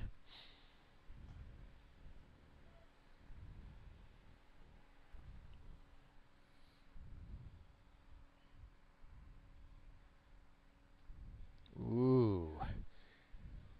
Yes, no. Oh my goodness. Different perspectives from different folks. That is true. I mean, we are way up here, and the guys on the field are way down there. They've got closer looks at it than we do, that's for sure. Yeah, with only 1 out right now, this really could be a damaging spot for them. Not ready to say it's one of the patented GRBL big ones just yet, but the Showmen would sure like it to be. Ooh, Loudon goes right back over the plate. That's what you got to do in a jam up. Sometimes you just have to be fearless and attack the strike zone. The 2-1, same pitch. It gets away from Easter this time. Doesn't see it. He lost the ball. Kurt Brand will score, and it's 5-0 for the Showmen. So a little small ball in effect here. Runner on third, still 1 out. That's Rinne. They've got Karlson waiting in the wings, so a great spot for Branson. A 5-0 lead on the Mets. But you know, I know, and we know, Kevin Robertson, there's no such thing as a safe lead in grip and rip baseball. That is never. That is a strike. Logan Prock just struck out looking. He thought he walked. No, sir. Is that a strike? No, it's a 3-2. My mistake. There's a few different There's a few different people doing a few different things there. We need to collect ourselves just a touch here. 3-2. Swing and a miss. That's a strikeout for Justin Loudon. His 4th on the day.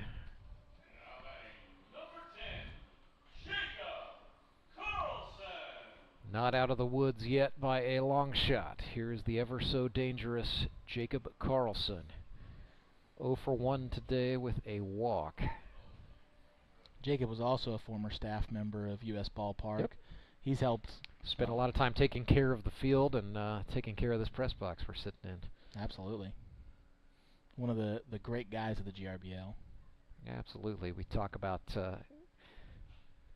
makes its way into the scouting report each year. Here's a high pop-up on the infield. Fruit Snacks camps under it and makes the catch. He made it a little interesting at the end, but he held on nonetheless. Yeah, there's always that line in the scouting report called the GGR, the good guy rating. And Jacob Karlson always gets a 5+ in the GGR. Always. Well, Kevin Robertson, is that it for you? You going to hang out for another half? I will probably head off. I'm going to go help Kevin Thompson on this, make sure everything looks good. But again, I just got to say thank you to all Rance does and all the staff here. We couldn't do the league without these guys. Well, likewise, Kevin, you're the glue that holds it all together, and you are a major part of everyone's grip and rip experience. So thank you for all that you do. Appreciate it, Rance. That's Kevin Robertson. I'm Rance Berger. We'll step aside, come back, and bring you the bottom of the fourth with the Branson Showmen ahead 5-0. Redline Athletics is the Ozarks' #1 youth sports performance training center. Redline uses the latest in technology, equipment, and techniques to help kids ages 8 to 18 prepare for competition in all sports, with our #1 goal to make them a better athlete first. Redline Athletics now offers team training. Bring your full squad in for workouts with our professional staff and boost their speed, strength, agility, and skills. Train like a pro at Redline Athletics, located in Southeast Springfield, just off James River Freeway in South Glenstone. You know the meaning of dedication. The early mornings and the late nights spent pursuing your dream. The commitment and passion to turn those dreams into reality.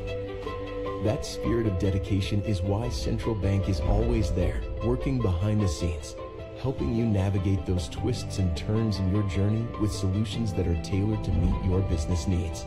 Central Bank. We do business better.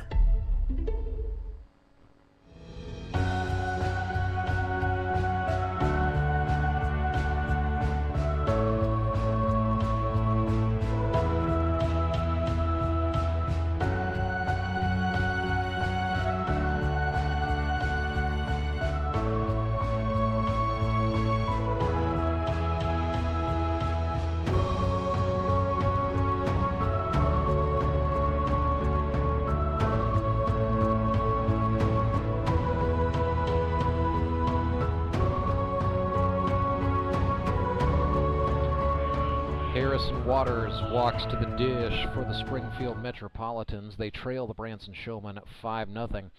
But a lot of game left in this one. It is the bottom of the fourth. This is the last game of 3 on the GRBL's Robert Lewis Memorial opening weekend. Showmen have been capitalizing on some Metropolitans mistakes and some timely hits. RBI double from Gerad Fox in the third. A 2 RBI single from Carter Rinne in the top of the fourth. Big reasons why they're up 5 runs right now. Harrison Waters cranks one out into left field. That was batted with purpose. He's going to be limited to a single as Logan Prock got over there and stopped that one from getting to the wall. But a nice start for Harry. Had 16 hits for the Mets a season ago. He's got 1 for the campaign here in 2022. Brings up Tyler Rusk, the newcomer out of Sedalia, Missouri.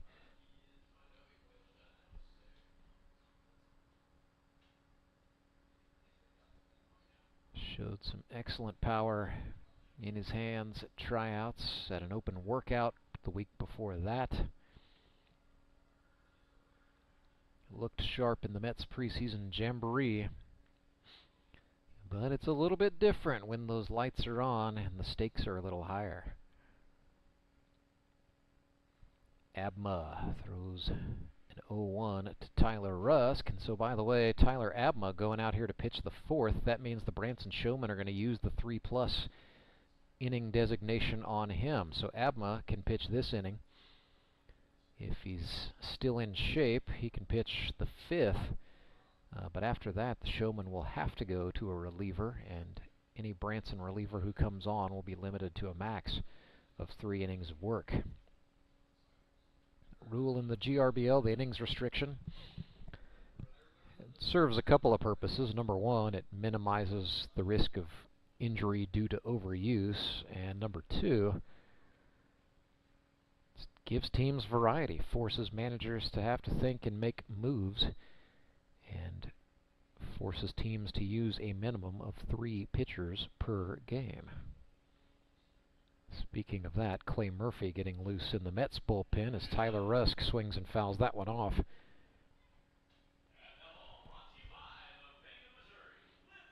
Murphy down there throwing with the Mets backup catcher Robert Fackrell.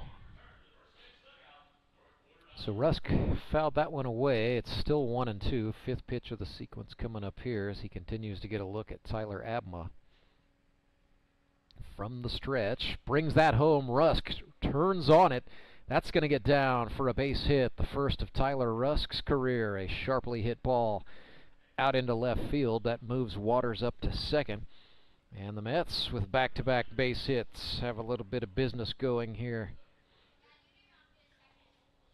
First and second for the Metropolitans. Brock Chaffin walks up. Into that left-handed batter's box he goes. He's singled out to center first time. So Chaff, coming off of 8 hits a season ago.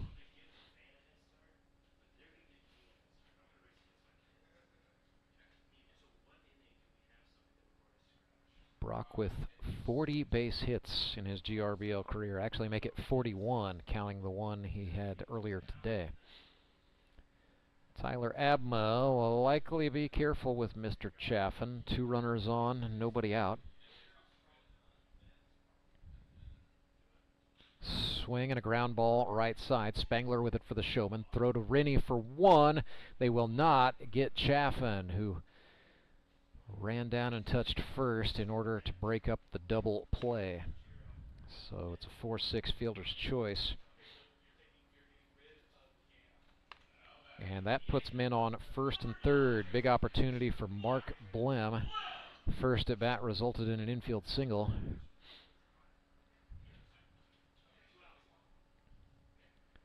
Two outs. Check that, 1 out. Just 1 out.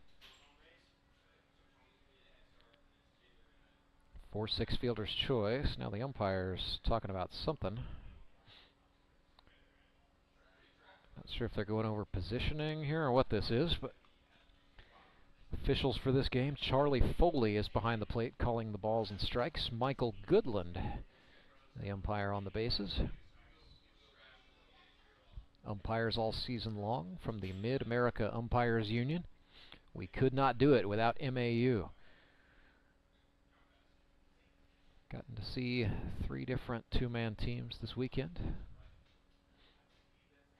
That'll be the huge. It'll be 2-man teams officiating these games up until playoff time.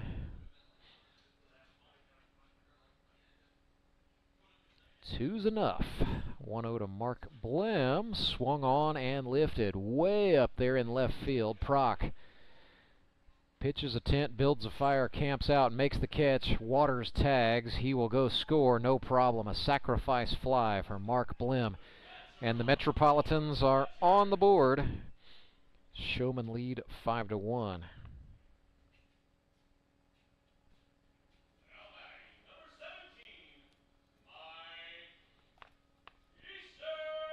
Michael Easter, the catcher, steps up here. Runner at second with 2 out.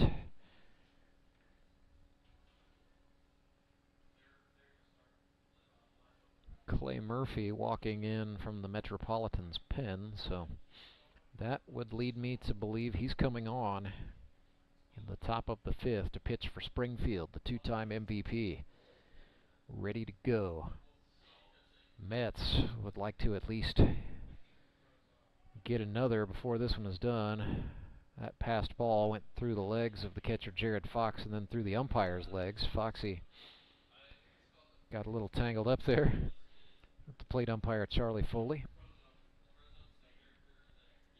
Incidental, of course, but it does allow Brock Chaffin to advance to third. 2 outs. It is 1-0 to Easter.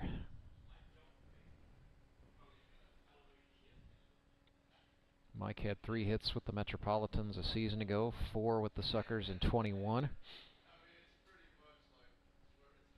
Pretty usual pace for Michael Easter. He's usually about a 250 hitter.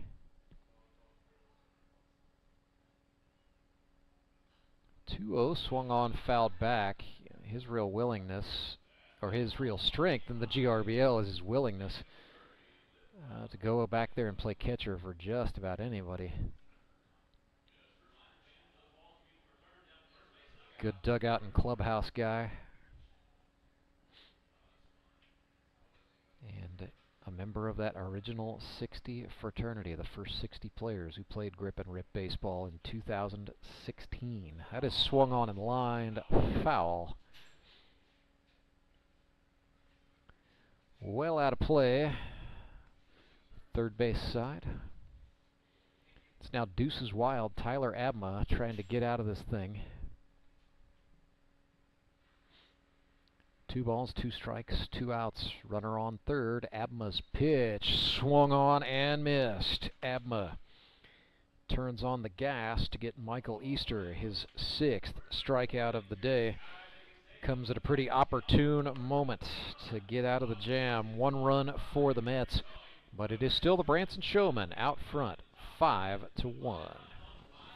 Acme Towing Company. That's too far away. Let Henry's do it. Nah, we're ready to close. Let Henry's do it. Henry's is ready to take your call right now. From compacts to semis, Henry is here to help 24/7. Save yourself the hassle and make us your first call. Henry's gets there fast, offering multiple locations to serve the Ozarks. When you're stuck on the side of the road, make the right call. Let Henry do it. You know the meaning of dedication. The early mornings and the late nights spent pursuing your dream. The commitment and passion to turn those dreams into reality.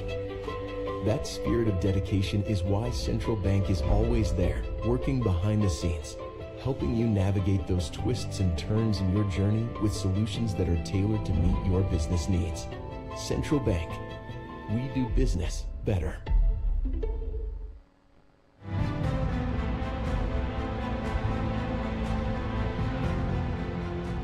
Got the inaugural episode of the Beat the Commissioner race at the changeover here. Commissioner Tony Lewis got a head start racing against his daughter Mila. She's going to catch him in right field right at that 375 sign. Now Tony with a burst of speed.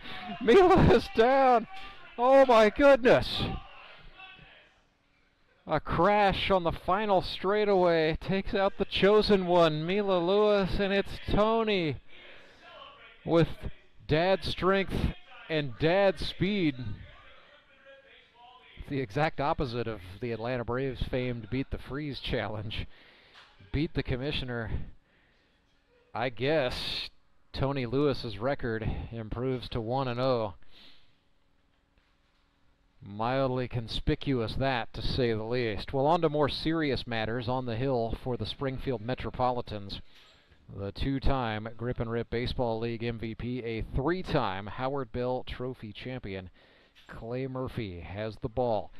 For his career, 76 in the 3rd innings pitched, 11 earned runs on 38 hits. He has struck out 116 batters, walked just 11, and hit 1. It is a 1.30 ERA for the native of Wolf Lake, Illinois, Clayton Murphy.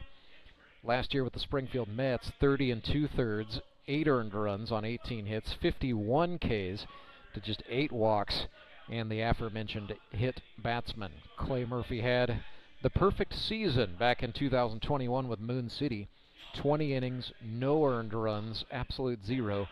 8 hits, 26 strikeouts, no walks, and a 0.00 ERA. A season for the books that we will talk about for some time, but the career numbers pretty doggone good. Clay Murphy from Wolf Lake, Illinois, where he went to Shawnee High School, then went on to pitch for Missouri State University. Describes his high school as Class 1 as Class 1 can get.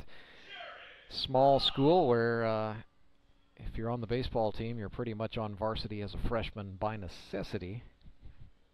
But Clay went on to have Division I stuff at Missouri State as a senior. He was 4-4 with a 2.69 ERA, appearing in 14 games and starting 12 of them.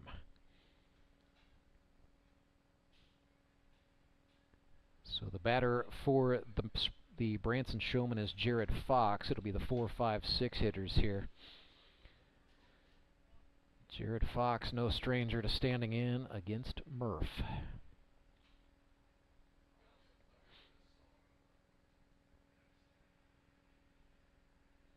A little bit of, so we got a stoppage here. We had some kiddos lining up for the 5th inning kids race on the base paths, but they need to get behind the screen. Murphy fires Fox a strike. That looked like a fastball, and it's 1-1. His best pitch, the out pitch, is the slider. But he's got some other stuff in the arsenal.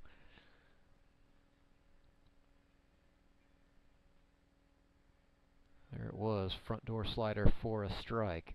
And Fox goes down 1-2. Murphy also likes to work with pace.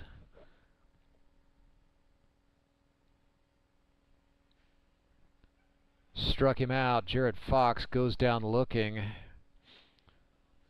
Got to be careful with that, as a little verbal exchange after the fact.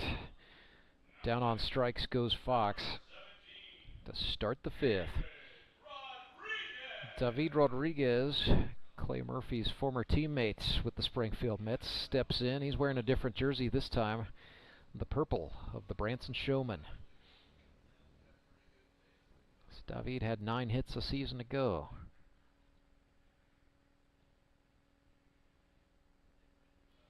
First offering from Murphy to the lefty Rodriguez. Slider running in on the hands. It's grounded to second, where Robert Fackrell has come into the game.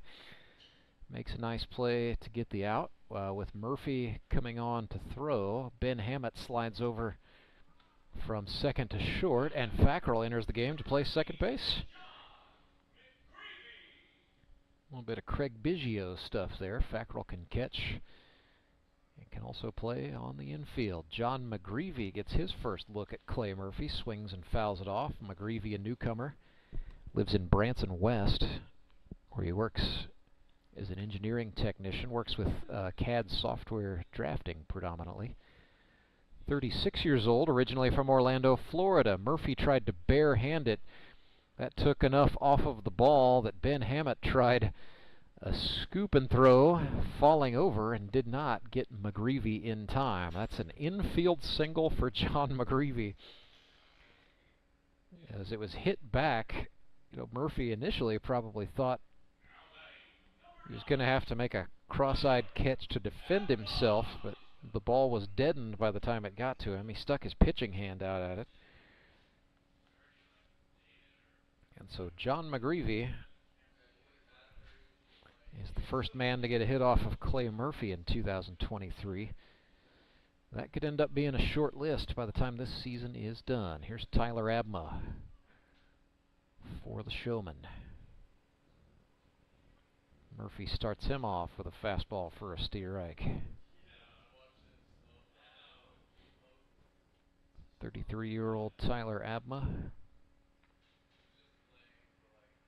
Cannot really find any records of him ever hitting at Drury University, but I'm sure he took ABs at Miller High School. That looked good. Line drive with eyes just beyond the outstretched glove of the pitcher Murphy and into center field. So back-to-back hits for the Showmen. Abma, by the way, 2 for 3 on the day. He's on with 1 out, or 2 outs rather, for Brady Dean.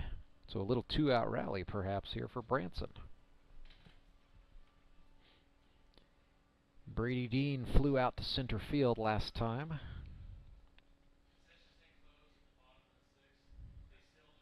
He's from West Plains, Missouri. Swings, fouls this one off sharply. It's going to stay in the seats, but just barely on that first base side.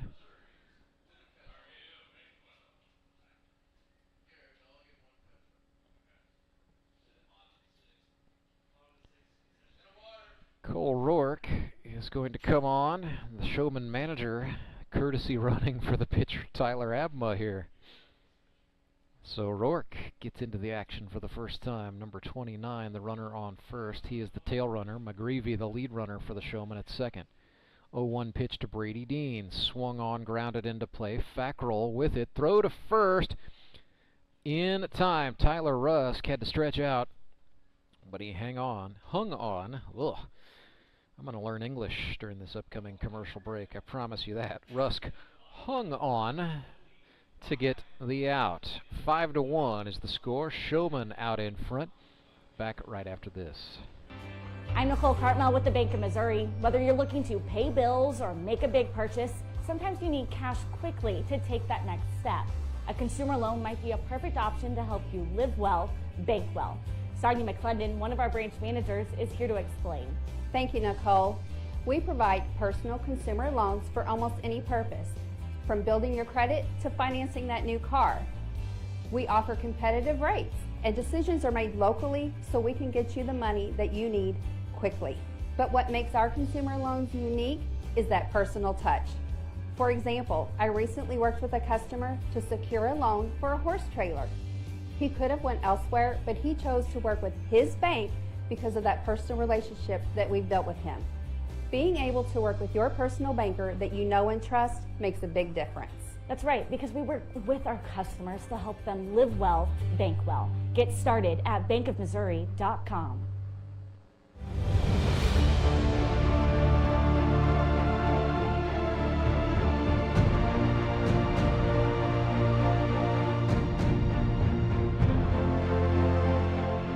The kids' race in the 5th inning never ceases to entertain.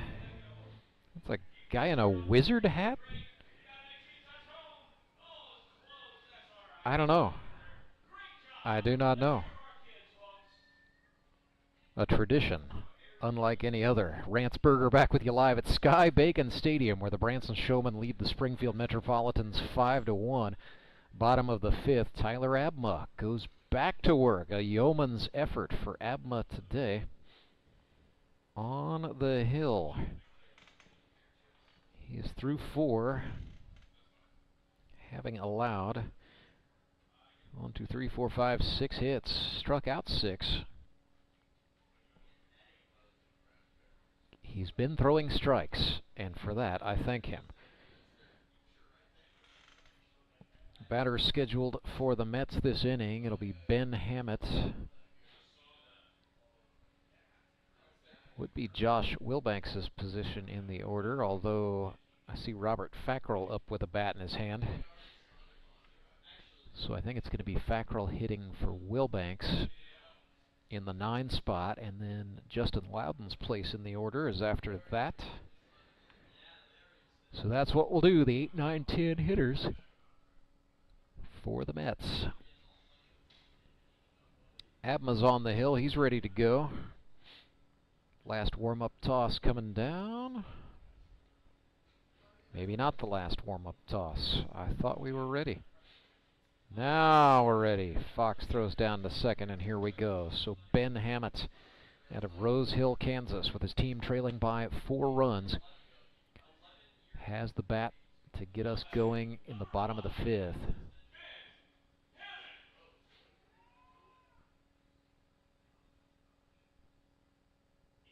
Good to see Mets starting pitcher Jaron Dishman up and walking around after exiting the game with an injury in the 2nd inning. Abma's first pitch to Hammett. That's a slider for a strike. Ben 0 for 1 today. Abma struck him out swinging last time.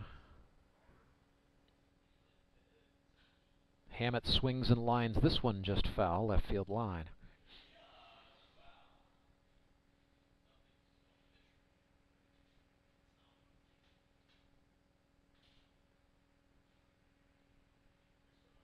Mets third base coach Chandler Veet tried to convince the plate umpire that was fair.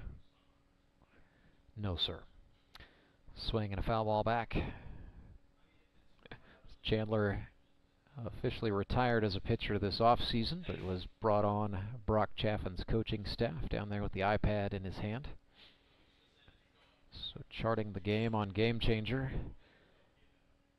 And maybe, just maybe, coaching some base runners. 0-2 to Hammett is a bouncer down. 5th pitch of the sequence coming up here for Tyler Abma. He's worked at a steady pace throughout this game. The rain has pushed out of here, but it's still humid. There's still a lot of moisture the pitchers have to contend with. That is a changeup. Absolutely took Ben Hammett out of his uniform. Down on strikes he goes.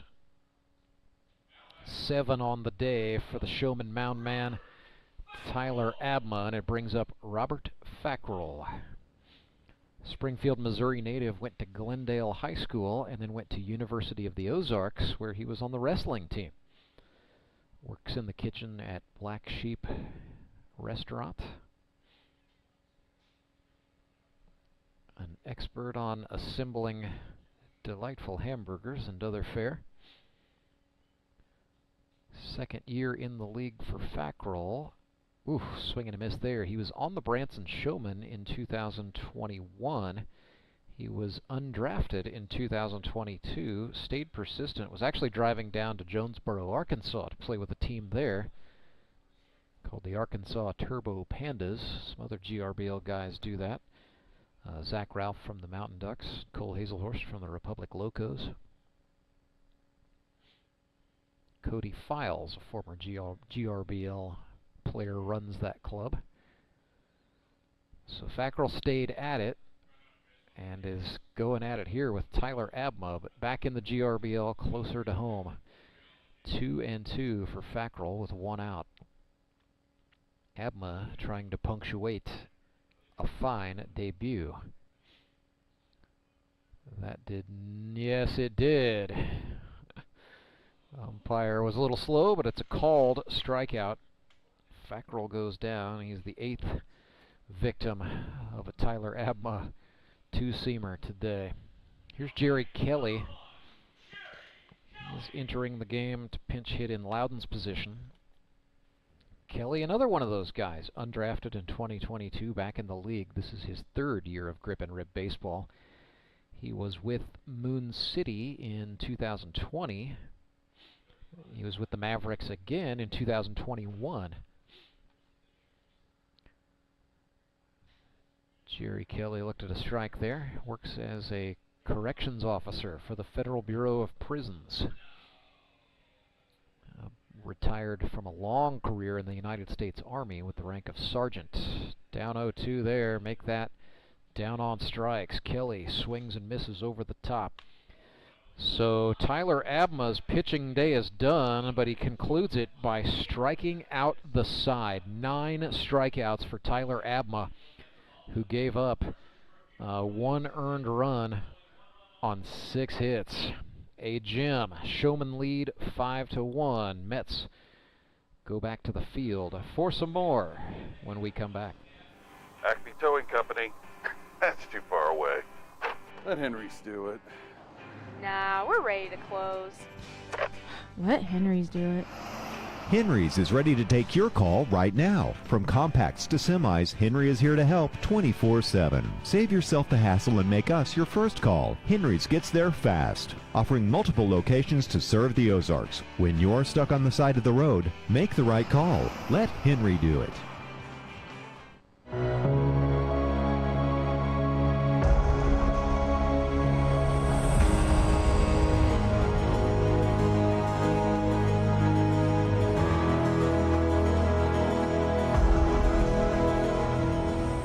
Clay Murphy back to work to get it going in the 6th. Springfield Mets trail 5-1. His job is to keep the deficit at 4 runs and give his Metropolitans a chance to try to claw their way back in the late innings. Showman will have to lift Tyler Abma out of this game.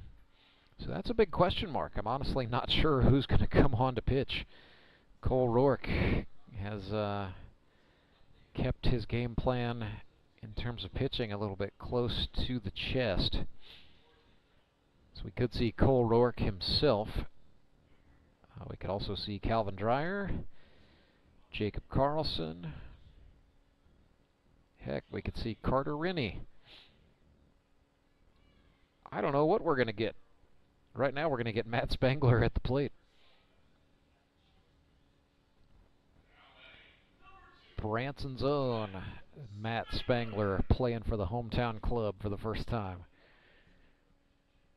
Works for Capital Vacations. He's a supervisor there, and they are his sponsor, his player sponsor this year. Have been a couple times now. Spangler, a former teammate and double play partner with Clay Murphy, sends one up the middle and into center field. So Matty, with a nice piece, gets aboard for the Showmen, and it'll bring up Kurt Brand. Brand took a walk last time up. That was against Loudon. This is his first look at Clay Murphy in a couple of years at least. Murphy's body language a little bit dejected as he watched Spangler's base hit trickle into center field. Starts Brand off with a fastball for a strike.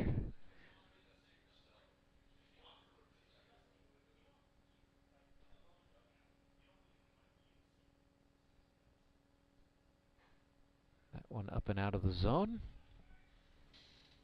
These two teams will be back in action next Sunday, August 20th. Showmen have the high noon game. They will play the 1-0 Nixa Suckers.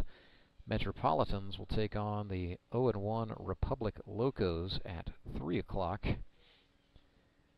then why not make a day of it? Stick around for baseball night in the Ozarks, where at 6 o'clock we'll bring you the Moon City Mavericks at 1-0 against the 0-1 Ozark Mountain Ducks. It's the first of 6 GRBL Sunday triple headers. Programming note, we do plan to take off the Labor Day weekend. That is an alternate date on the calendar in the event of a monsoon, but as we saw today, even 3/4 of an inch of rain, not enough to rain things out here at Sky Bacon Stadium, where the turf drained quickly. And yes, it's a touch spongy out there, but all in all, a very playable ball field. The 2-2 to Kurt Brand is outside, and he has worked it full. The suit gamely hanging in there against Clay Murphy, one of the all-time greats in his 4th season. Murph comes set and deals. Brand reached upstairs. That's a base hit for Kurt Brand. Out into center field it goes. And Kurt, look out. He's batting 1,000. 1 for 1 on the day with a single and a walk. Who are you to question Kurt Brand? So look out, friends. The Showmen have just put together back-to-back base hits, nobody out, and here's Carter Rinne. He had a 2 RBI single last time up. Matter of fact, Carter is 2 for 3 today. 2 singles, a strikeout, 2 batted in. Rinne shows bunt, and then Murphy gave him a little chin music. 1-0.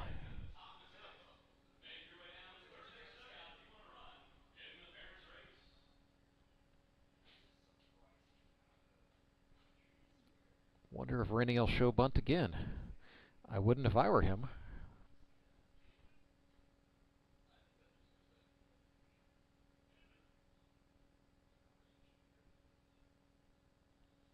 Carter back in. Open right-handed stance, wiggles the bat. Let that one go high out of the zone. It's 2-0.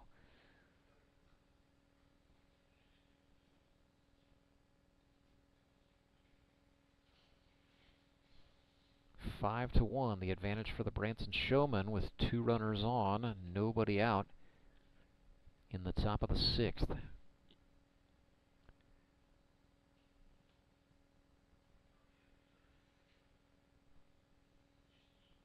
Carter Rinne, native of Licking, Missouri, 22 years old, back in. He lives in Springfield now.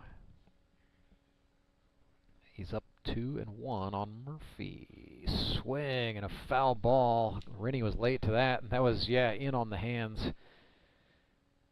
That's one of those that hurt. Carter's going to feel that reverberating down both arms for a while. Clay threw a 2-seam fastball. It's 2-2.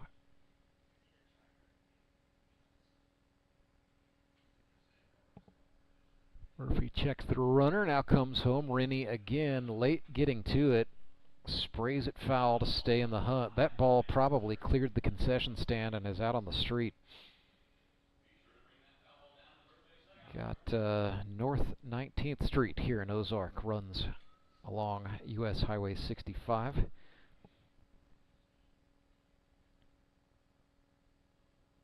Another 2-2 to Rinne. That time he took a hack and missed. And Murphy, even with a long sequence, able to make a hitter look silly with pitches like that. So 1 down, Logan Prock, next batter for the Showmen. Prock 1 for 3 today with a double.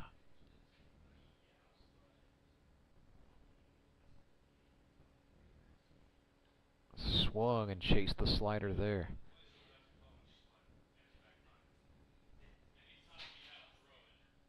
Murphy's going to stop to tie his shoe. Time is called.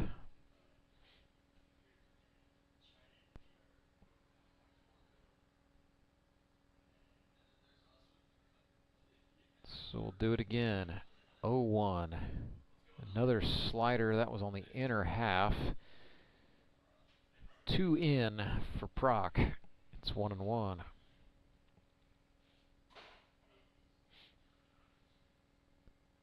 Clay Murphy takes a deep breath.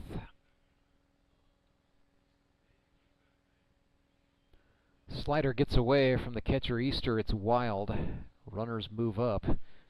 So second and third now for the Showmen.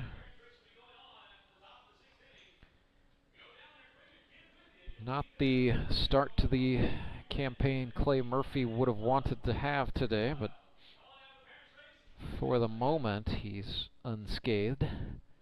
But Branson threatening. Second and third with 1 out. Logan Prock at the dish. Swing and a miss there. 2-2, and that slider. Even a veteran hitter like Prock probably knew that was coming, and he was still powerless to hit it.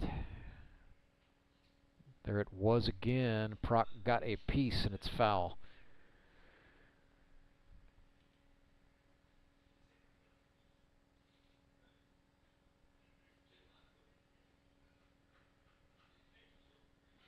So we'll do it again, the 2-2. 6th pitch of the plate appearance for Logan Prock. Murphy threw him a slider high. Full count.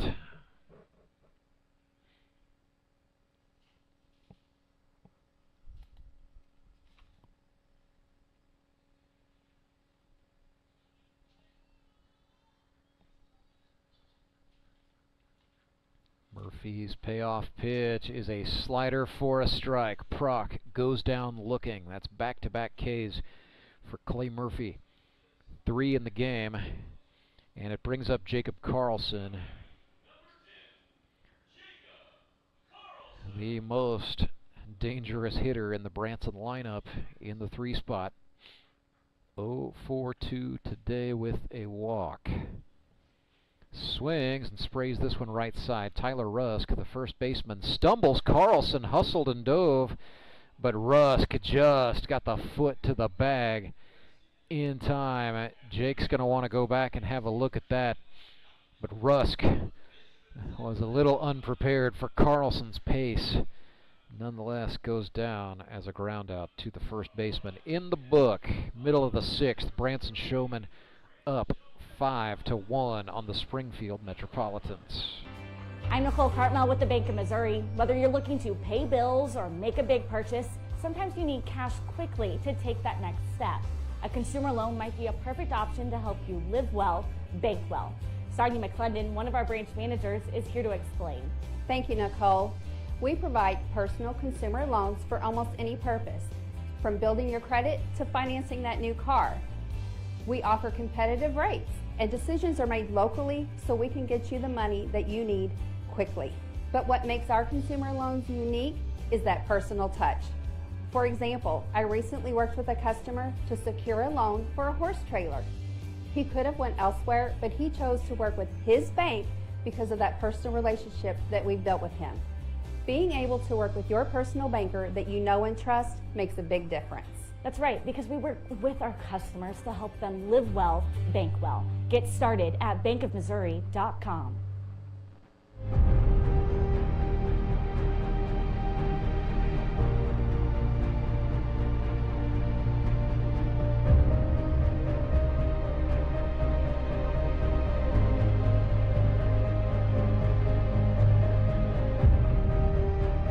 Bottom of the sixth. It's a Henry's towing pitching change for the Branson Showmen. And, well, hey, at least it's one of the names I said when I was throwing out potential replacements for Tyler Abma, whose day is done. He hit the 5-inning max. Allowed 1 earned run on 6 hits, struck out 9. Calvin Dreyer is the man the Branson Showmen call upon to come on and deal in relief. Calvin Dreyer lives in Lewisburg, Missouri. He's a Dallas County native and went to Buffalo High School. Played for the Bison in both basketball and baseball. Matter of fact, his father was the baseball coach there. So Calvin, by day, works for Springfield City Utilities doing water line installs and replacements.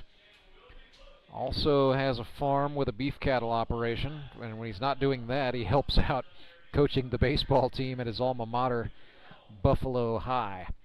Like a lot of guys from smaller towns, Calvin Dreyer was a middle infielder and a pitcher as a high school baseball player. Graduated in 2013 and went to North Arkansas. He was initially a second baseman there, but ended up moving over to first base for manager Phil Wilson's North Arkansas Pioneers and really found a home there. Here in the Grip and Rip, Calvin Dreyer's played just about everywhere on the infield, except catcher, I guess. But here he is pitching. Go back to 2020, Calvin Dreyer pitched 3 1/3 innings for the Nixa Suckers, gave up 9 hits, 3 earned runs, struck out 3, walked a couple. Pretty small sample size really to go off of in the GRBL, but did see some pitching action in the preseason jamboree a week ago. This is something Calvin kind of joked about in tryouts. I said to him, hey, you think you're going to try to pitch some more? And he said, man, I would like to just get a job doing some mop-up innings. But Cole Roark very clearly believes in Calvin Dreyer for a lot more than mop-up duty, as he's on here with a 5-1 lead to protect, bottom of the 6th. This is a big-time situation here for Dreyer, who fires a fastball that Gerad Fox could not hang on to for ball 1. It'll be Braschler, Murphy, and Waters, the 1-2-3 hitters in this Mets order. Tyler Rusk will get to take some hacks should anyone manage to reach safely.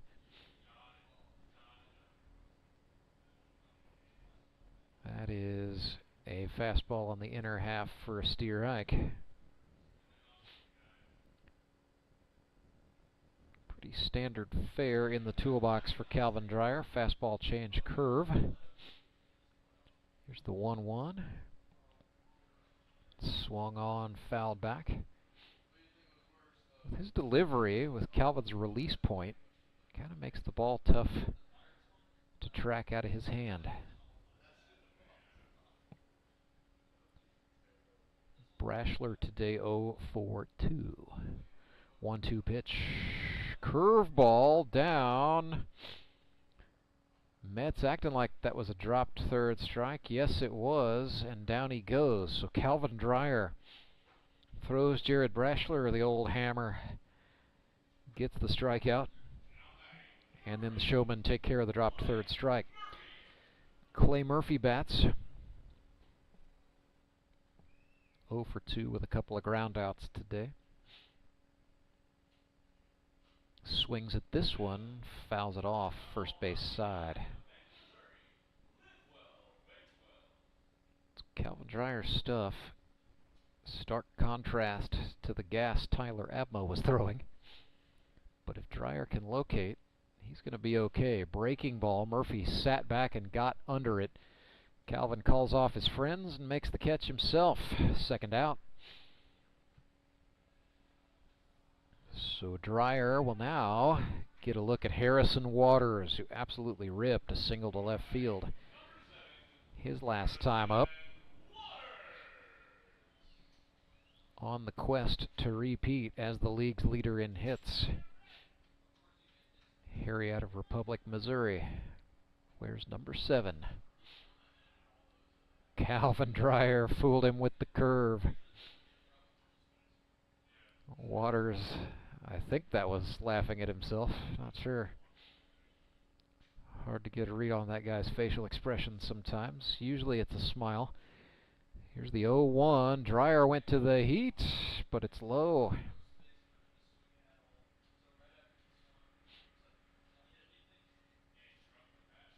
1-1. Another fastball. That's a Steve Reich as Waters swung. Fox, the catcher, never touched it, I don't think. So Gerad Fox and Calvin Dreyer are going to have to work out that exchange. Waters back in here, 1 and 2 in the left-handed batter's box. Dreyer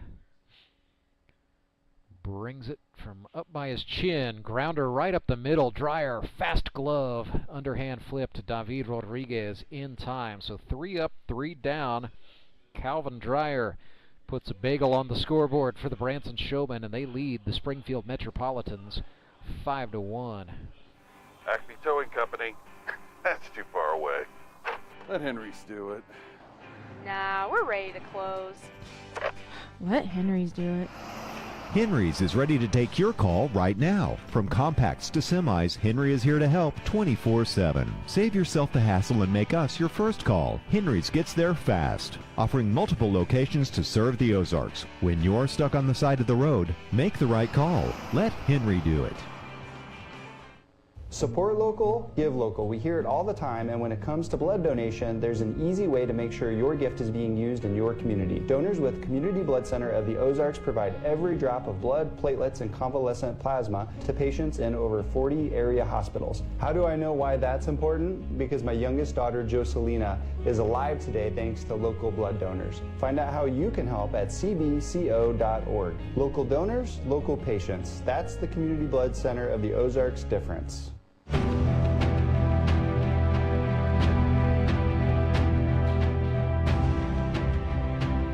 Clay Murphy back to work for the Springfield Metropolitans. They trail 5-1. Yeah, just had a little look at a replay up here in the box. Derek Sako, our director, showing me the Jacob Karlson head first dive to first. And yeah, I think the officials got it right. Just it was a little more exciting perhaps than the first baseman Tyler Rusk thought it was going to be. But all's well that ends well with a good call on the field. So Clay Murphy back to work for the Mets, still trailing by 4 runs. We are in the stretch inning. This game at 2 hours and 6 minutes old right now.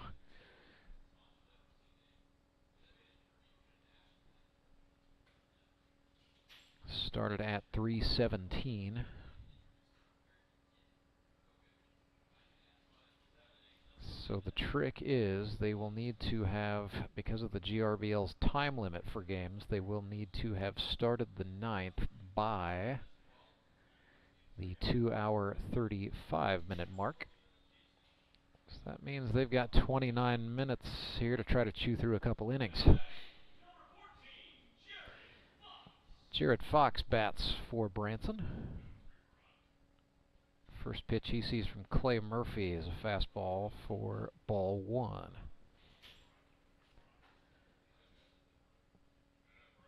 Fox 1 for 2. A double, a run batted in, a walk, a strikeout. Ahead 2-0 here. Murphy being careful a little bit with Canada's greatest export. That was a miss down. Clay asking about the location.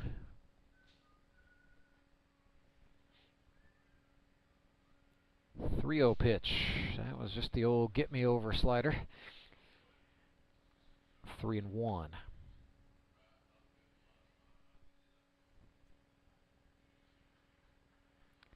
Murphy's next offering to Fox, swung on and grounded into play. Hammett, the shortstop, charges in, crossbody throw, not in time. Gerad Fox Before he was a full-time catcher in this league, he was an outfielder, and he's still got the wheels for it. Infield single for Gerad Fox, and he's on for David Rodriguez. David has grounded out twice to second and once to the shortstop today. Speaking of second baseman, Jerry Kelly on for another inning of work for the Mets over there. Mets have moved Robert Fackrell out into left field. It's Braschler in center with Waters in right. Blem still at third, Hammett at short, Kelly at second, and Tyler Rusk anchored down at first base. Michael Easter's been behind the plate all day for the Mets. Just caught ball one to David Rodriguez there from the mound man Clay Murphy.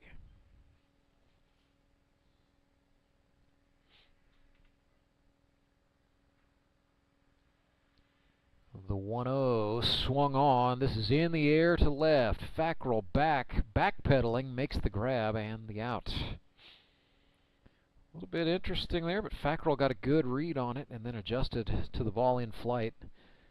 Yeah. Going to see Robert do a little bit of everything. Drafted to the Mets as a backup catcher. He's played second base. We know he can also play third. There he is out there in left. Getting it done. Here's Calvin Dreyer. Started at third for the Showmen, but he is pitching now.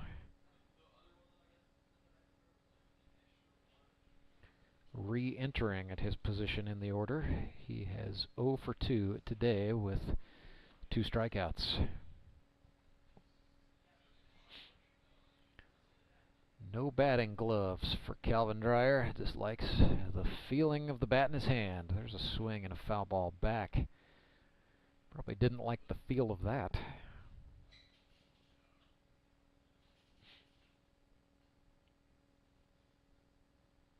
Couple of 4-year players going at it here. Calvin Dreyer and Clay Murphy both broke into the GRBL in 2020.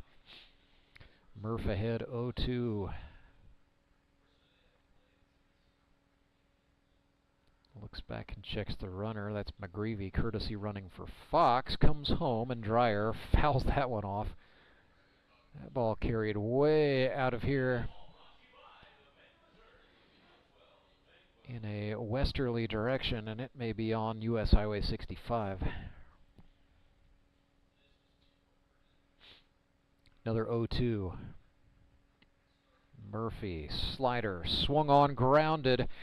Diving play from Rusk. Kelly corralled it, but could not get up to make the throw. So that was a tough play. Kelly lost the sunglasses there on the dive. I mean, yeah, he would have had to have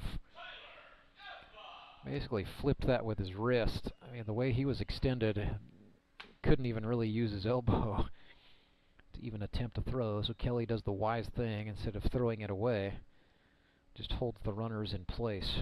Tyler Abma bats for the Showmen. Scorer is awarding that as an infield single. And so Abma bats with 1 out and 2 on.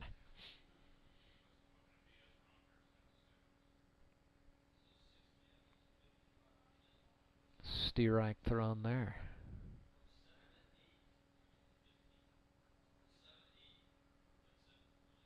1-1 to Tyler Abma.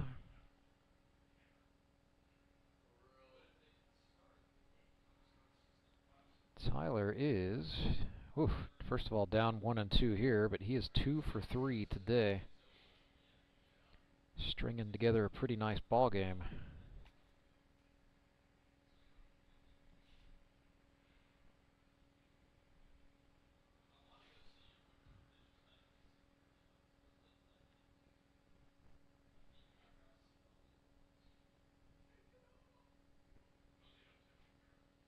Sure what this is about. Murphy has stepped off. He's tucking his jersey. I'm not sure if this is at his request or if the umpire asked him to tuck it. Nevertheless, back to the rubber he goes.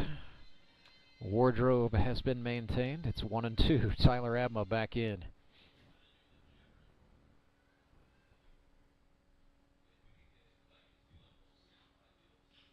Swing and a grounder back to the pitcher. Murphy turns and throws. They get the runner at second. It's a double play. 1-6-3. Murphy to Hammett to Rusk. And perhaps a little shot of momentum for the Springfield Metropolitans. They turn two. It is stretch time. The Sumit's Hot Yoga 7th inning stretch, where at Sumit's Hot Yoga you are going to feel awesome. And we'd also like to thank our league title sponsor all year long. That's Henry's Towing. And the sponsors of our streaming coverage here on the YouTube channel. That would be Central Bank of the Ozarks. Strong roots, endless possibilities. Acme Towing Company. That's too far away. Let Henry's do it. Nah, we're ready to close. Let Henry's do it. Henry's is ready to take your call right now. From compacts to semis, Henry is here to help 24/7. Save yourself the hassle and make us your first call. Henry's gets there fast, offering multiple locations to serve the Ozarks. When you're stuck on the side of the road, make the right call. Let Henry do it. You know the meaning of dedication. The early mornings and the late nights spent pursuing your dream. The commitment and passion to turn those dreams into reality. That spirit of dedication is why Central Bank is always there, working behind the scenes, helping you navigate those twists and turns in your journey with solutions that are tailored to meet your business needs. Central Bank. We do business better.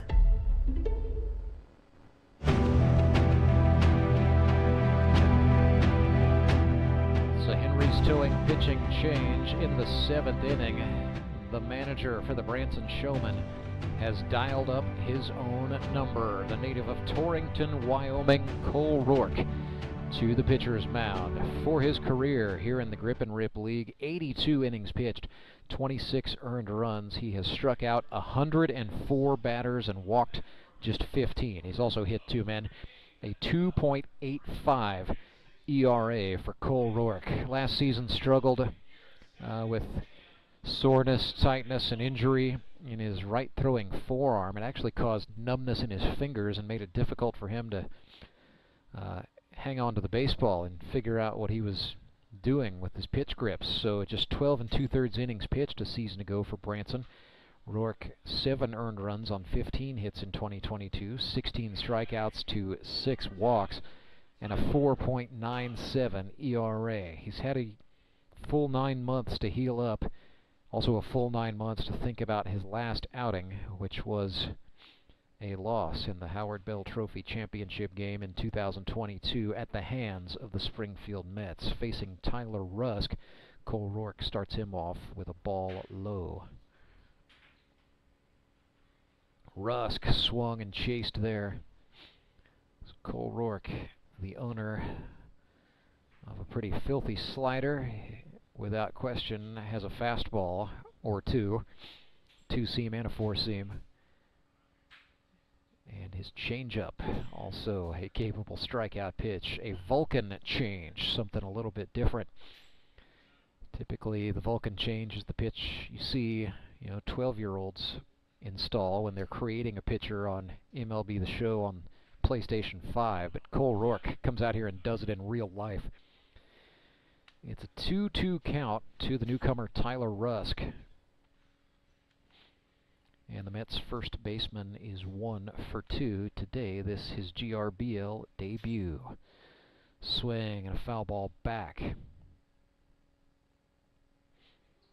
Tyler Abma has gone to third base for the Showmen. Carter Rinne still at short. Colter Rance is playing second. David Rodriguez holding it down at first. Outfield stays the same. Prock in left, Karlson in center, and Dean in right. Roark came in with the fastball. That's low, full up. Tyler Rusk, 3 balls, 2 strikes. Mets here in the bottom of the 7th. Oh, Rusk fouled that one off, and then that hit him in the arm. At least I think that hit him in the arm. He's okay.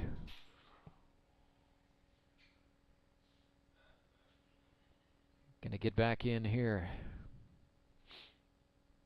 So we'll do that payoff again.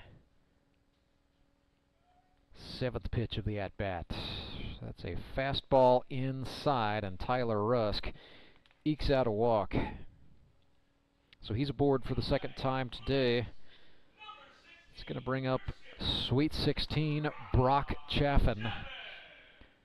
Grounded into a fielder's choice last time, singled out to center field in the second.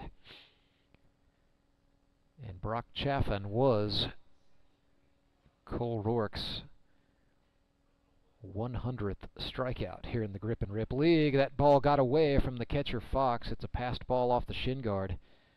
Rusk advances to second.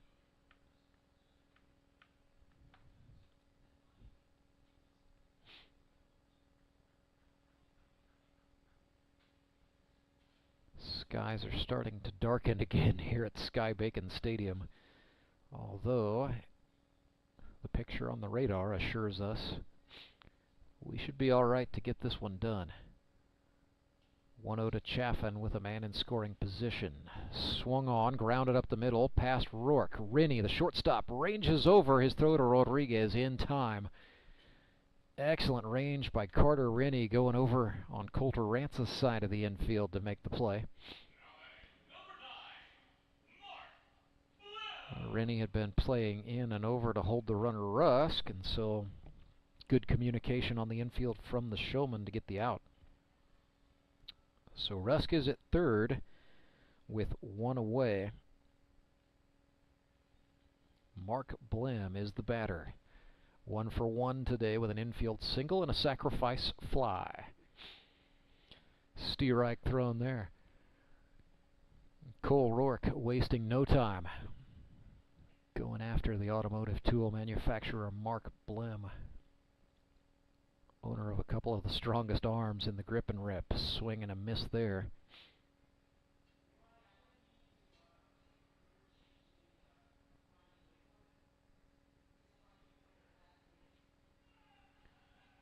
It's 0-2.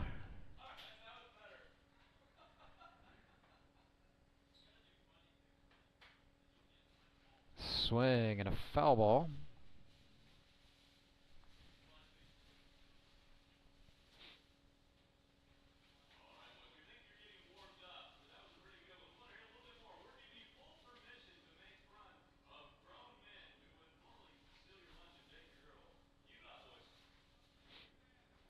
O2 pitch forthcoming as Mark Blem back in the batter's box after that foul ball. Fans having a little fun on the concourse. This is the heckle inning.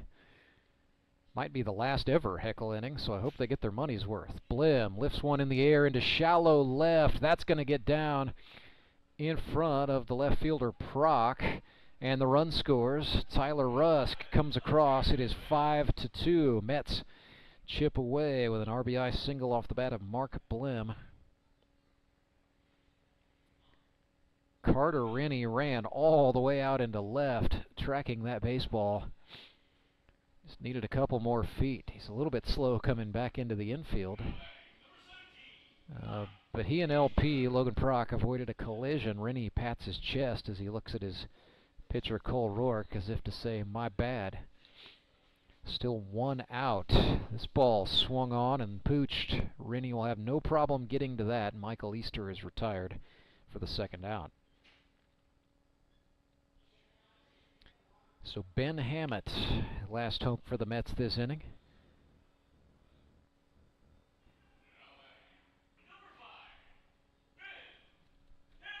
Hammett does a dab in his Jumbotron video,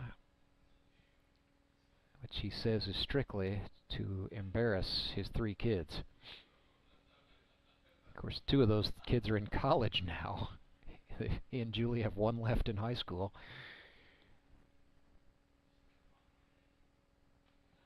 But Hammett's in his 40s, even so, in fantastic shape. All of the Hammett kids are all athletes, so that's something Ben takes seriously, staying in shape, working out, being able to do things with them.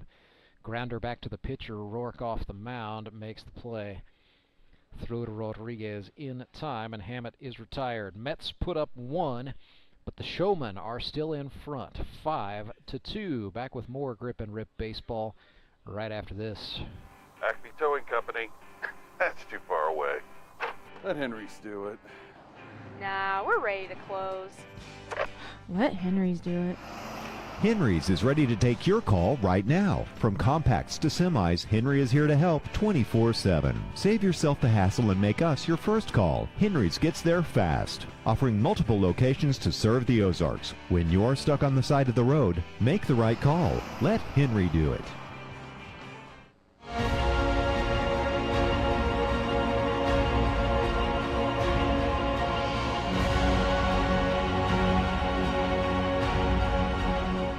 Five to 2, the Branson Showmen carry the advantage headed into the 8th. In today's game, brought to you live and free on YouTube. It's all courtesy of Central Bank of the Ozarks. Strong roots, endless possibilities. Central Bank Company, longtime supporter of Grip and Rip baseball. We thank them for that. So Murphy back out here to work, no surprise. He's the man to get the 3+ tag for the Metropolitans today after coming on in the 5th. And really the innings restriction for Murphy would come into play in the event that the Mets tie this ball game and send it into extras. Of course, if they can complete a comeback at the end of 9 regulation innings, then Murphy's good to go. It'll be Brady Dean, Matt Spangler, and Kurt Brand, the scheduled hitters for Branson this inning. Josh Wilbanks has come back on to play left field for the Mets, re-entering, replacing Robert Fackrell. Other than that, the defense stays the same. Easter behind the plate, Blim at third, Hammett at short, Kelly at second, Rusk at first. Wilbanks, Braschler, and Waters, the outfielders. Brady Dean looks at a fast slider for a strike. Even though Clay Murphy throws a lot of sliders, he can mix up the pace, keep the hitters off balance. The 0-1, another slider, another strike. And that is more like it for Clay Murphy. The 2-time MVP award winner deals the 0-2. Dean thought he ran it in.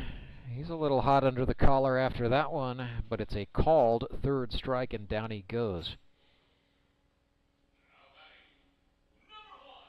It's going to bring up Colter Rance, I stand corrected, hitting in the stead of Matt Spangler. So this is the first GRBL at bat for Colter, native of Nixa, Missouri. He's got a couple different jobs. Number one, he works for the Dallas County School District doing IT, but more excitedly is the lead pastor at Calvary Baptist Church in Nixa, Missouri, ordained in 2012 according to the website. Holds a doctorate degree actually from Lindenwood University. Down on strikes he goes, so a quick introduction to the pitching styles of Clayton Murphy for the rookie Colter Rance. Went down swinging, and it brings up Kurt Brand. So don't look now, but the suit is 1 for 1 on the day, and the on-base percentage is 1,000. Single and a walk. Looked at a strike there. Murphy starting to push pace, lending me to believe he is finding some comfort here against the bottom part of this Branson lineup. Threw one outside there.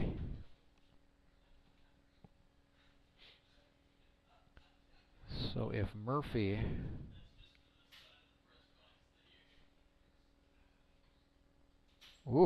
Brand got a piece, fouled it back. That actually went between the legs of the catcher Easter, past the umpire and to the screen. 1-2 now for Kurt. He's a physical therapist doing rehabilitation therapy at Cox Health in Springfield. Slider bent the knees, and down looking goes Kurt Brand. And that is how Clay Murphy can get you. He strikes out the side. 5-2, the Showman advantage. Mets will try to claw back in the 8th. right after this. Support local, give local. We hear it all the time, and when it comes to blood donation, there's an easy way to make sure your gift is being used in your community. Donors with Community Blood Center of the Ozarks provide every drop of blood, platelets, and convalescent plasma to patients in over 40 area hospitals. How do I know why that's important? Because my youngest daughter, Joselina, is alive today thanks to local blood donors. Find out how you can help at cbco.org. Local donors, local patients. That's the Community Blood Center of the Ozarks difference.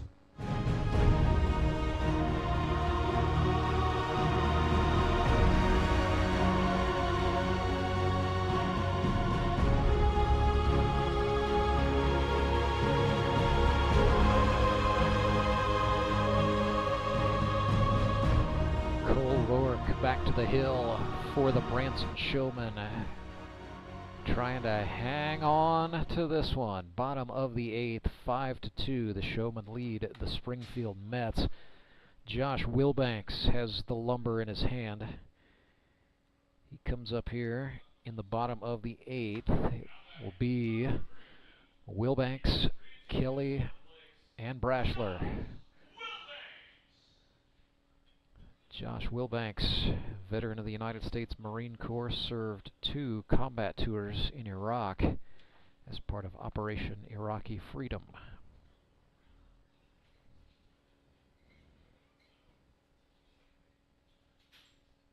Pretty active Instagrammer, mainly on the fitness side of the platform.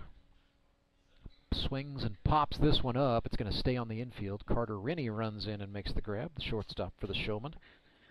So Wilbanks is retired, and that brings up Jerry Kelly, another military vet. So back-to-back veterans in the lineup. Jerry was Army. Served 20-plus years, I do believe. Achieved the rank of sergeant.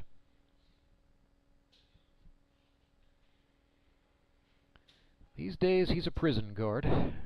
There's a pop. Oh, gets down, and the third baseman, Abma, tried to make a basket catch as he ran into the front rail on the Branson dugout on the third base side. Gives the thumbs up. He's all right.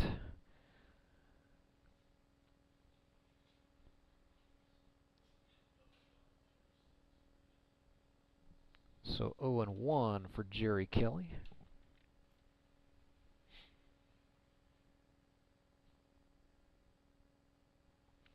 That's a fastball outside for ball 1. Roark exhales sharply before he comes set, kicks and deals a slider for a strike on the outer half. 1-2 now. Showmen fighting to get their way out of this thing. Roark went upstairs with the gas that time. Kelly is down on strikes. Back to the top of the order we go. Gerad Braschler steps in, 0 for 3 today. Struck out last time he saw Cole Roark. Or check that, that was Calvin Dreyer who got Braschler in the 6th. My mistake. So Roark and Braschler have not seen each other today. Although no strangers, these men. Both have been in this league a long time. Braschler fouls it back. So Gerad broke into the league year 1 in 2016. He was part of Grip and Rip Red when the teams had colors: red, black, blue, and green. And Roark just bent his knees, slider for a strikeout. Down he goes.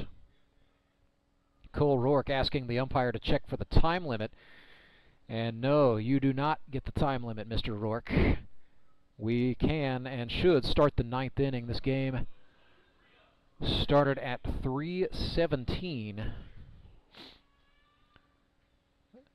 Roark thought perhaps he might get out of this thing right then and there, but the time limit has not been invoked. Games have a 2-hour, 45-minute limit here in the GRBL. This one started at 3:17.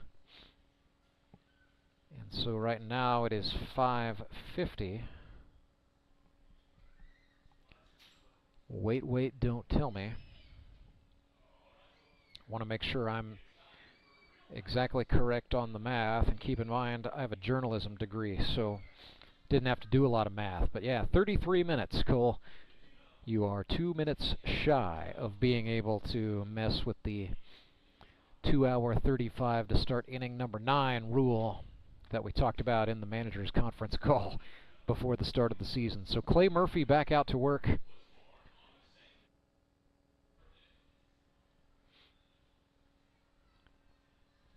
Should be, for the Showmen, the top of the order. It'll be Rinne, Prock, and Karlson.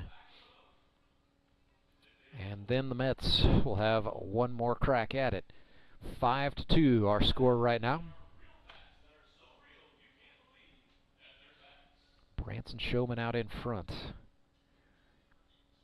Jumped on the Mets early. Scored 2 runs in the third. Single by Carter Rinne, a walk to Jacob Karlson, and then an RBI double off the bat of Gerad Fox. Also took advantage of an error in there. Then in the fourth, Showmen put up a couple of runs. Tyler Abma singled. Had a dropped third strike call, then a walk to Kurt Brand. A 2 RBI single by Carter Rinne made it 4-0. And then a wild pitch while Logan Prock was batting allowed Rinne to score. So Carter back in the box here. He's had a heavy hand in this 5-2 advantage that the Showmen are trying to nurse home. Murphy jammed him up. Rinne holding that front left shoulder in pain as he sort of fell out of the batter's box there. 0-1 now. Slider for a strike.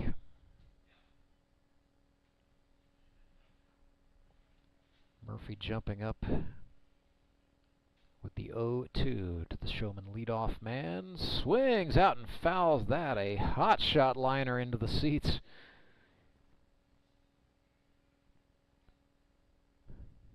No one hurt.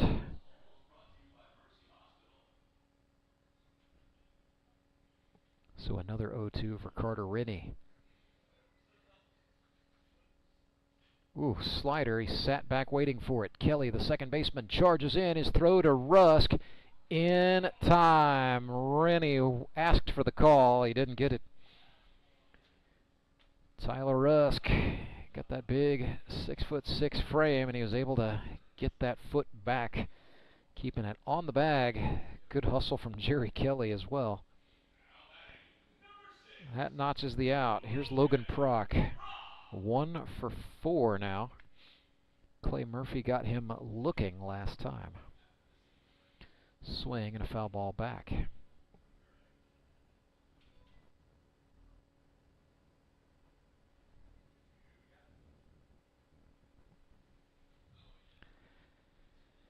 Eleven for 26, Logan Prock a season ago. 1 for 4 today as he looked at a front door slider for a strike. That's just almost unhittable. Just, you know, your reflex as a hitter when you see the pitch coming at your body is to get out of the way. And then the ball bends, and by the time you adjust, it's already in the catcher's mitt for a strike. Murphy went at him with a fastball that time. It's lifted in the air center field. Braschler back and makes the catch on the run. That gets some polite applause from Metropolitans fans. 2 outs in the top of this commercial-free 9th inning. Commercial-free 9th, as always, brought to you by Central Bank of the Ozarks. Jacob Karlson steps in. And Karlson still looking for his first hit. Swings and chops this one foul into his own dugout on the third base side.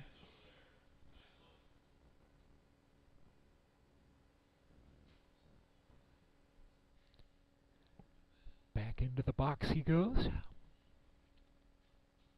0-1 pitch, slider. Karlson swung over it. for strike 2. Intensity dialing up a notch here in a 3-run game. Murphy bounced it. Easter got down for the block. Ball and 2 strikes to the Showmen center fielder.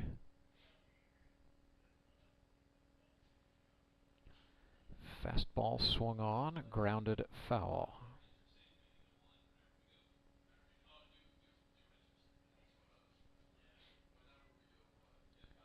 Two outs, 5-2. The Showmen hold the lead as we near the 6 o'clock hour.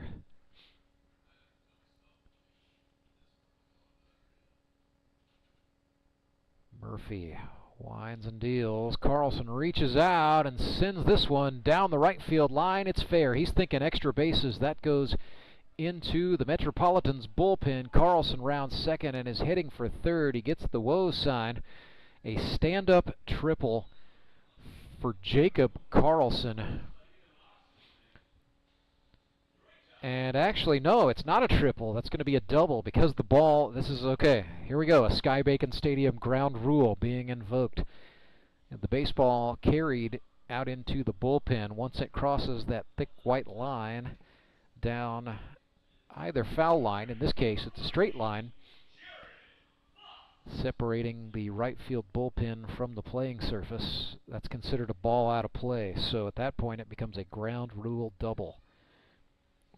Unfortunate for Karlson. I think even it had the fence that used to be there have been there, that would have been a triple. Fox lifts this one in the air right field. Harrison Waters is there, and he makes the catch for the out. So down goes Fox, but Jacob Karlson does log the first base hit of his campaign, and that is 5 shutout innings pitched by the Springfield Metropolitans' Clay Murphy. And Murph, I'm sure, not happy with how many hits gave up. He did scatter 1, 2, 3, 4, 5, 6, 7. 3 of those hits were infield singles. Only 1 was for extra bases. That was the double we just saw from Jacob Karlson. And then on top of that, Murphy logs 6 strikeouts. But 5 shutout innings is a pretty good day for any pitcher in any league these days. And, he will walk out of here, I'm sure, thinking he's got something to work on next time by. But the bottom line is, pretty gutsy pitching performance on a day when Murphy perhaps did not have the best stuff, or his best stuff, has given the Mets a puncher's chance here in the bottom of the 9th. Cole Roark is back out to work for the Branson Showmen, looking to finish here. 5-2 is their advantage. Roark, 2 strikeouts to his credit across 2 innings thus far. He has allowed 1 run, which was earned. That came in the 7th, an RBI single off the bat of Mark Blem. So this time by for the Mets, it'll be Murphy, Waters, and Rusk, the 2, 3, 4 hitters. Brock Chaffin, the Mets manager, waits in the wings should any of his charges manage to reach safely. But it is fish or cut bait time for the Springfield Metropolitans. Trailing 5-2, the Branson Showmen looking to finish out the Robert Lewis Memorial opening weekend in the GRBL with a win and a small measure of revenge from what happened on a fateful night in October of 2022 that ended in a champagne shower for the championship-winning Springfield Mets. If you've enjoyed Grip and Rip Baseball today, you need to be right back here, either at Sky Bacon Stadium or right back here figuratively on our YouTube channel. Next Sunday, starting at noon, these very Showmen will be in action. A high noon showdown with the 1-0 Nixa Suckers, who are 16-3 victors over the Mountain Ducks on Friday night. At 3 o'clock, the Metropolitans return to play against the Republic Locos. And then at 6 o'clock, baseball night in the Ozarks, it'll be the 1-0 Moon City Mavericks, who got a soggy victory today over Republic, prevailing 4-3. They will take on the Ozark Mountain Ducks. Murphy chops this one to the shortstop. Rinne fires a laser across to David Rodriguez, and it's 1 away. Harrison Waters bats next for the Mets, who are down to their last 2 outs. Harrison Waters, 33 career hits. This is his 4th season in the league, just getting underway. Big thank you to Waters Cinema, that's Harrison's company. They do a lot of videography work, commercial and private, but they also make a lot of the videos you see for the Grip and Rip Baseball League, both here at the stadium on the Jumbotron and on the Grip and Rip's website and social media channels. That is all the video production work of the incredibly talented Harrison Waters. Sends this one to the gap in right center field.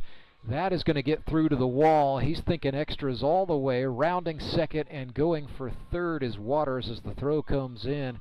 The head first slide, but a triple for the Springfield Mets. And it is not over yet. 2 hits today for Harrison Waters. That triple, a big one, as he goes into scoring position with 1 out. Tyler Rusk comes up. Rusk 1 for 2 with a single, a strikeout, and a walk. He has reached successfully twice today. Where's number 10, the newcomer out of Sedalia, Missouri? Hops into the batter's box. Hasn't played organized baseball since 2017, but you wouldn't know it with the way he's making contact there. That's off the glove of the diving second baseman, Matt Spangler. And so Rusk reaches and Waters scores. It is 5-3. Hit going up on the board pretty quickly for Tyler Rusk, so that means an RBI. And the lead is now cut. Stoutland, Missouri's own Brock Chaffin comes up here. He represents the game-tying run. And so Cole Roark is going to have to knuckle down. Here's a slider for a strike.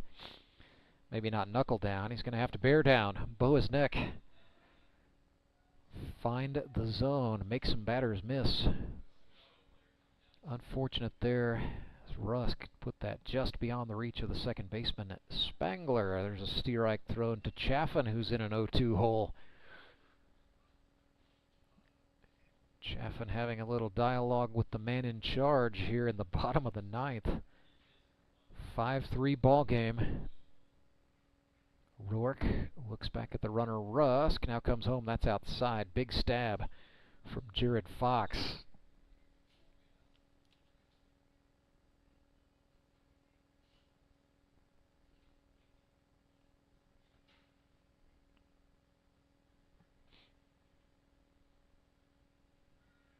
Roark, the 1-2, no, we're going to have a check throw. Manages to get back safely.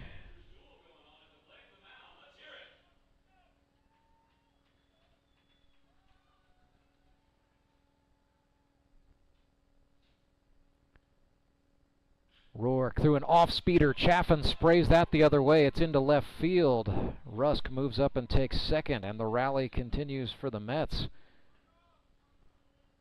And the Metropolitans licking their chops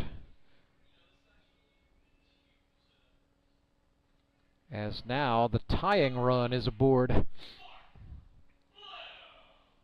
Mark Blem bats for the Springfield Mets.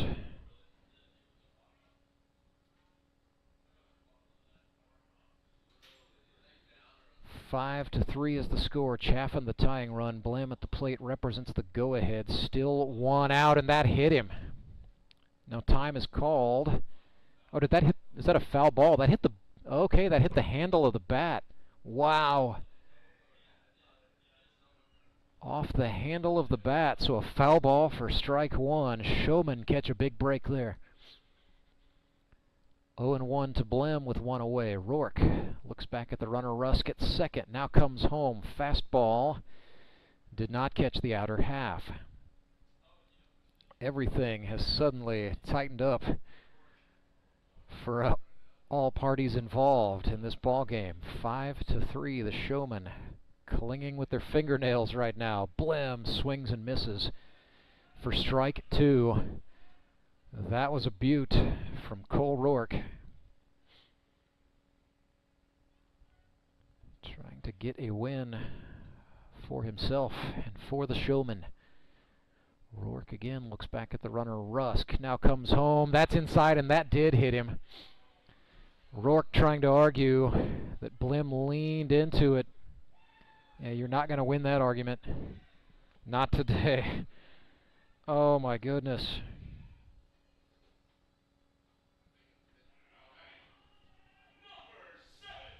So this is critical.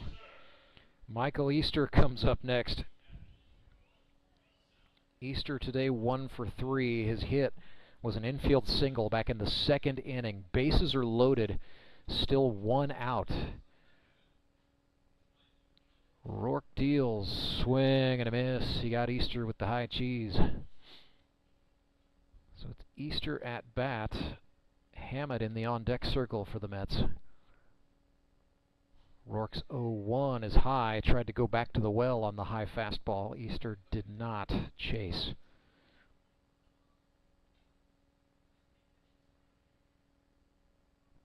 The 1-1. That's a ball. 2 balls and a strike. Now everybody's starting to get rowdy. Fans for both clubs getting into it in the bottom of the 9th. Easter chases the slider there. It's 2-2.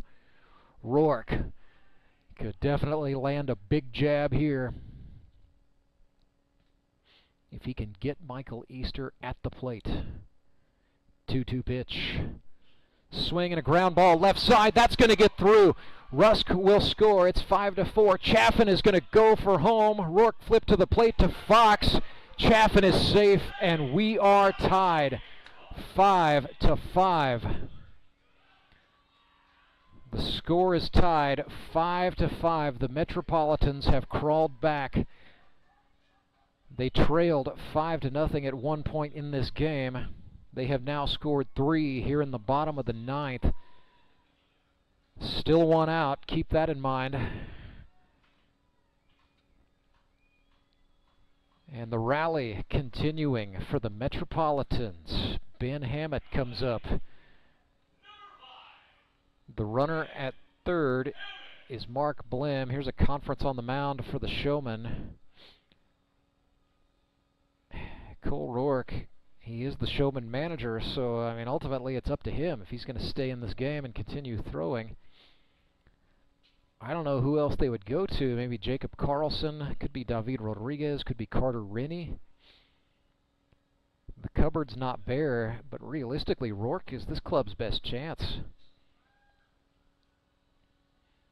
They've got Blim at third. Do the Mets with 1 out. And they just might. If they walk this off again, as they did in the 2022 championship game, my goodness. Infield playing in, and here we go. Pitch to Hammett is swung on and popped. Roark off the mound. Rodriguez, the first baseman, calls him off. Hauls it in for the out. So the Mets still at it here. They've got Josh Wilbanks coming to the plate with runners on first and third. 2 outs in the bottom of the 9th. If you're Josh Wilbanks, this is what you signed up for. He's the number 9 hitter in the Mets order. So Josh is in the box. Played for Cole Roark's Branson Showmen a season ago. Swings and fouls this one back. He was on the receiving end of a walk-off loss at the hands of the Metropolitans. Now he's in the black jersey. 2 outs, down 0-1 in the count. Cole Roark comes set. Kicks and deals. Wilbanks checked it. That's ball 1 outside. 1-1.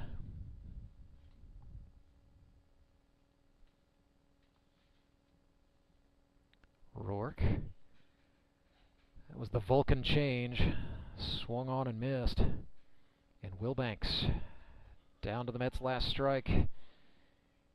5-5 tie in the bottom of the ninth. First and third. 1-2 pitch. Swing and a ground ball. Third baseman up with it for the Showmen. Calvin Dreyer got the out. David Rodriguez hangs on, and we are going to extras. 9 innings, not enough. We'll bring you the 10th when we come back. It is Grip and Rip Baseball, live and free.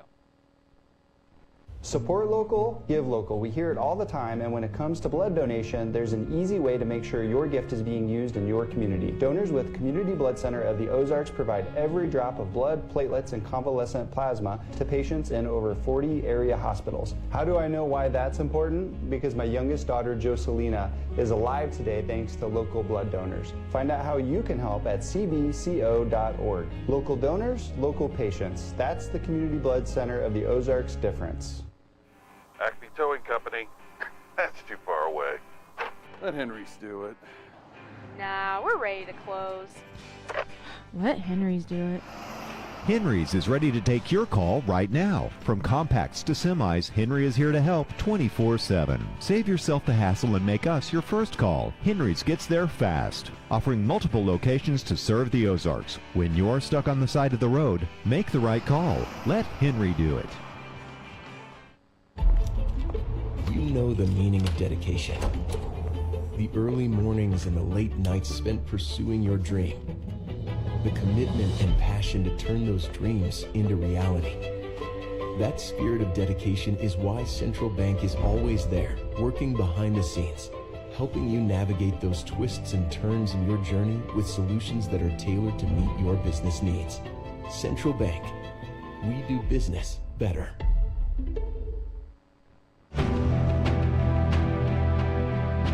In the Grip and Rip Baseball League in extra innings during the regular season, the 10th and 11th innings will start with a runner on second base, no outs. It is the batter who made the last out. In this case for the Showmen, it's Gerad Fox, the catcher, but he is being courtesy run for, so John McGreevy, the runner on second for the Showmen.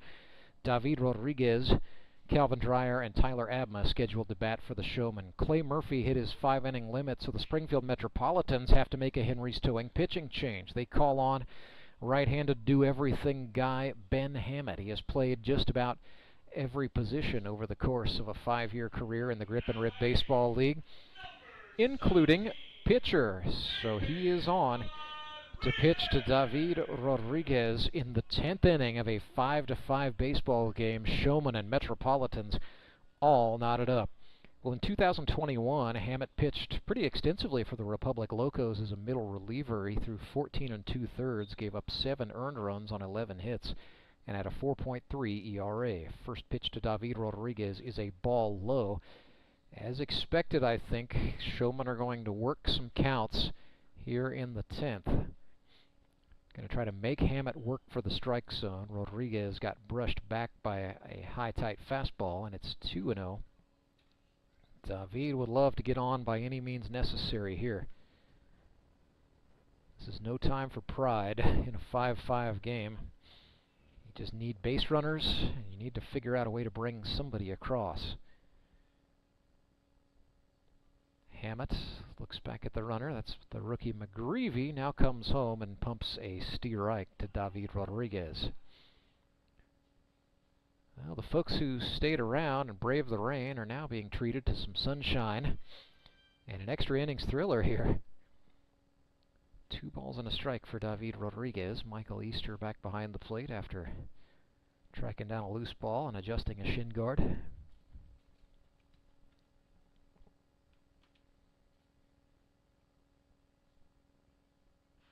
Rodriguez chased one up. This is well hit into center field. Tracking it is Braschler, and he makes the catch for the out. McGreevy does not tag up to run.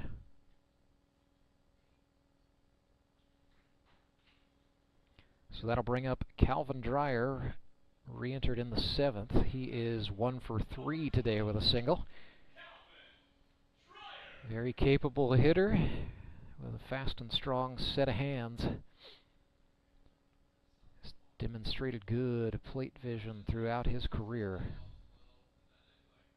McGreevy trying to dance around back there on second base to throw Hammett off his game.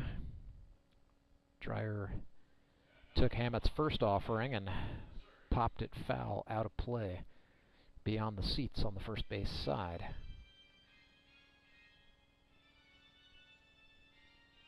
Clay Murphy, who's now gone back to shortstop for the Mets, is talking things over real quick with Hammett. I don't know if that's a tip on where to put this one or what that was about, but some quick coaching on the field. Clay Murphy advising his teammate Ben Hammett. Here we go. Might have had to do with holding that runner. That was a changeup for a strike. And Hammett is ahead of Dreyer here. No balls, 2 strikes, 1 out. I think it goes without saying, Metropolitans have the momentum right now. Showmen need to do something here in the 10th to grab it back. That was a ball high and tight.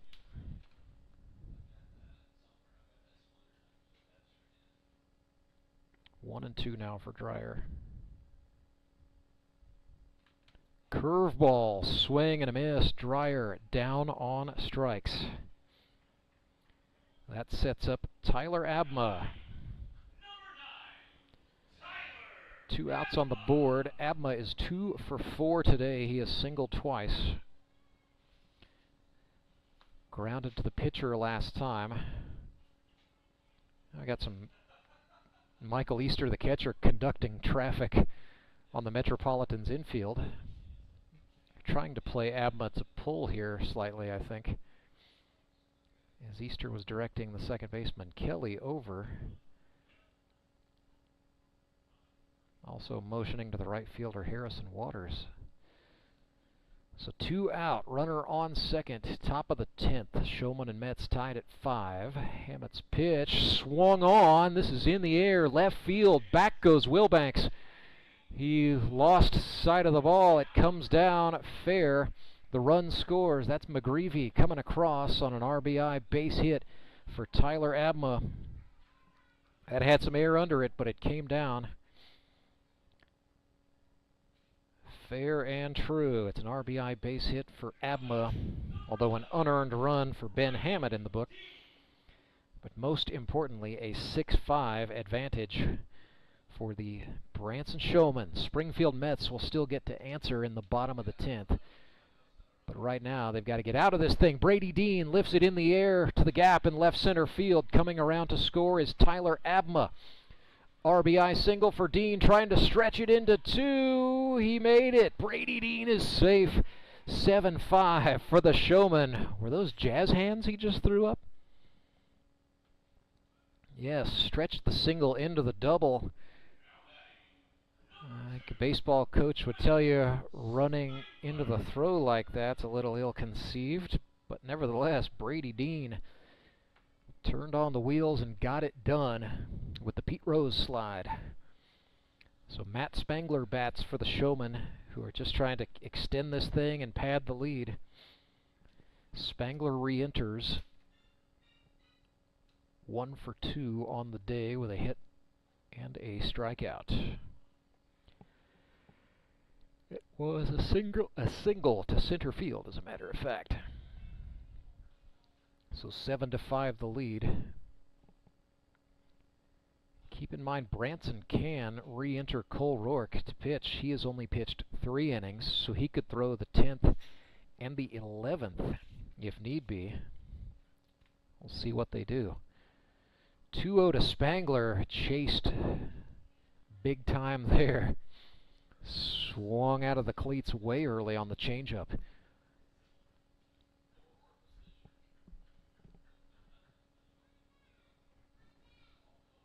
2-1.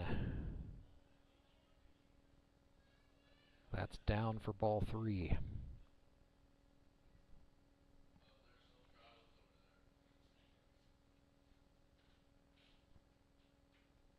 Hammett faked a throw. No one else covered the bag. Dean feigned a dive. It's a faking contest on the infield. Spangler swings again, a big-time hack. The Matt Spangler cheering section from Branson not liking that swing and the fan, but he's still in. 3 balls, 2 strikes. Payoff pitch from Hammett. Sinker down. It was a dropped third strike, but Easter applies the tag, and the inning is over. 2 runs go up on the board for the Showmen. We will play the bottom of the 10th right after this with Branson up 7-5. Mets will get to start with a base runner on second. Acme Towing Company. That's too far away. Let Henry's do it. Nah, we're ready to close. Let Henry's do it.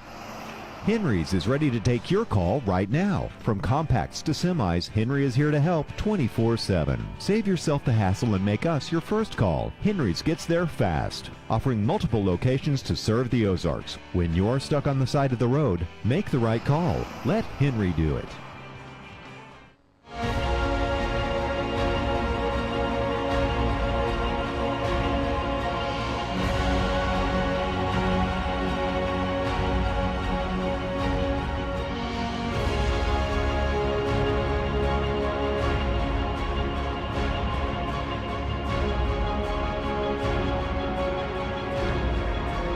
Cole Roark back to the hill for the Branson Showmen. We expected this move, a little bit of a chance for redemption perhaps. The native of Torrington, Wyoming to the hill. 7-5, the advantage he's trying to protect, but as we saw in the 9th, a 3-run lead was not safe. And so, a 2-run lead, most certainly not safe. Not against these Springfield Mets, who will get to send up their number 10 hitter. Justin Loudon is re-entering here. It'll be Loudon followed by the top of the order, so Braschler, Murphy, and Harrison Waters should anyone reach safely. Runner at second is Josh Wilbanks for the Mets. Capable speedster. Fruit Snacks Loudon stands in, takes a big golf swing in his introductory video on the big screen. Digs in against Cole Roark. Open stance from the right-handed batter's box. Roark looks back at Wilbanks. Now comes home. Loudon reaches out and touches it foul back to the screen.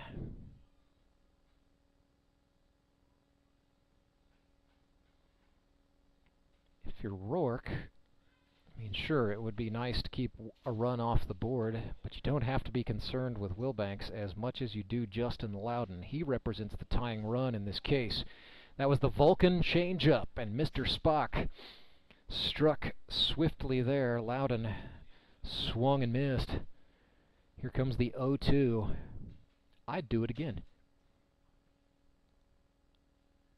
That was the fastball. Loudon swung on and fouled it back. So clearly, Cole Roark not listening to me. That's why he's down there and I'm up here. 0-2 pitch, bottom of the 10th. Showmen trying to win by 2. They lead 7-5. Nobody out. Roark deals the change again, and it gets Justin Loudon swinging. Showmen once again 2 outs away, but here comes Jared Braschler. He is 0 for 4 today. However, it was Gerad Braschler that got an infield single off of Cole Roark, set off a chain reaction, and ended up winning the Howard Bell Trophy for the Springfield Mets in the bottom of the 9th. A season ago, Braschler chased big time there. I know Braschler remembers it. I'm sure Cole Roark remembers that sequence very well. Roark from the belt. 0-1 pitch. Swung on, grounded to the first baseman. David Rodriguez has got it. Puts up the hand and tells Roark to stay put. Steps on the bag, and it's 2 away. Not out of the woods yet, but that was most certainly a tremendous out for Cole Roark and the Branson Showmen. Clay Murphy, he pitched 5 shutout innings. It was that work that made it possible for the Metropolitans to claw their way back. And here he stands with 2 outs and a chance to do it here. Mets down by 2. Murphy represents a tying run. I mean, more than tying the game, his job is to now extend this 10th inning. 1-0 pitch, swung on, that would do it, but it's foul down the left field line. A heart-racing 100 decibel strike there. It was loud, but it puts strike one on the board. Cole Roark, another sharp exhale. From the belt and the full wind. That's high and out of the zone. 2-1 with Harrison Waters waiting in the wings.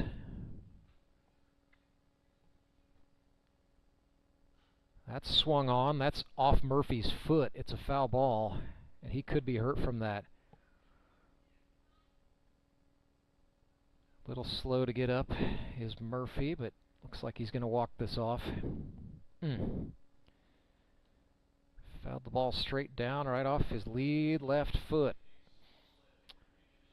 So here we go. 2-2. Branson Showmen are a strike away. 7-5 in the 10th. Cole Roark nods, kicks, deals.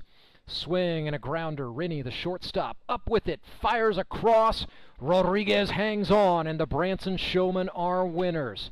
The Mets came back from a 5-run deficit, but it's the Branson Showmen getting it done in extras. Cole Roark came on to finish. He is today's winning pitcher, and the Showmen win 7-5 in extras. When it comes to today's Elite Promotions Elite Performer of the Game Award, I'm going to do a big cop-out here and make 2 players share it. First of all, the guy who just made that last out, the Branson shortstop, Carter Rinne, finished the day 2 for 5, 2 singles and 2 runs batted in. Also scored what turned out to be a pretty crucial run back in the 3rd. And Rinne very solid defensively all game long for the Branson Showmen.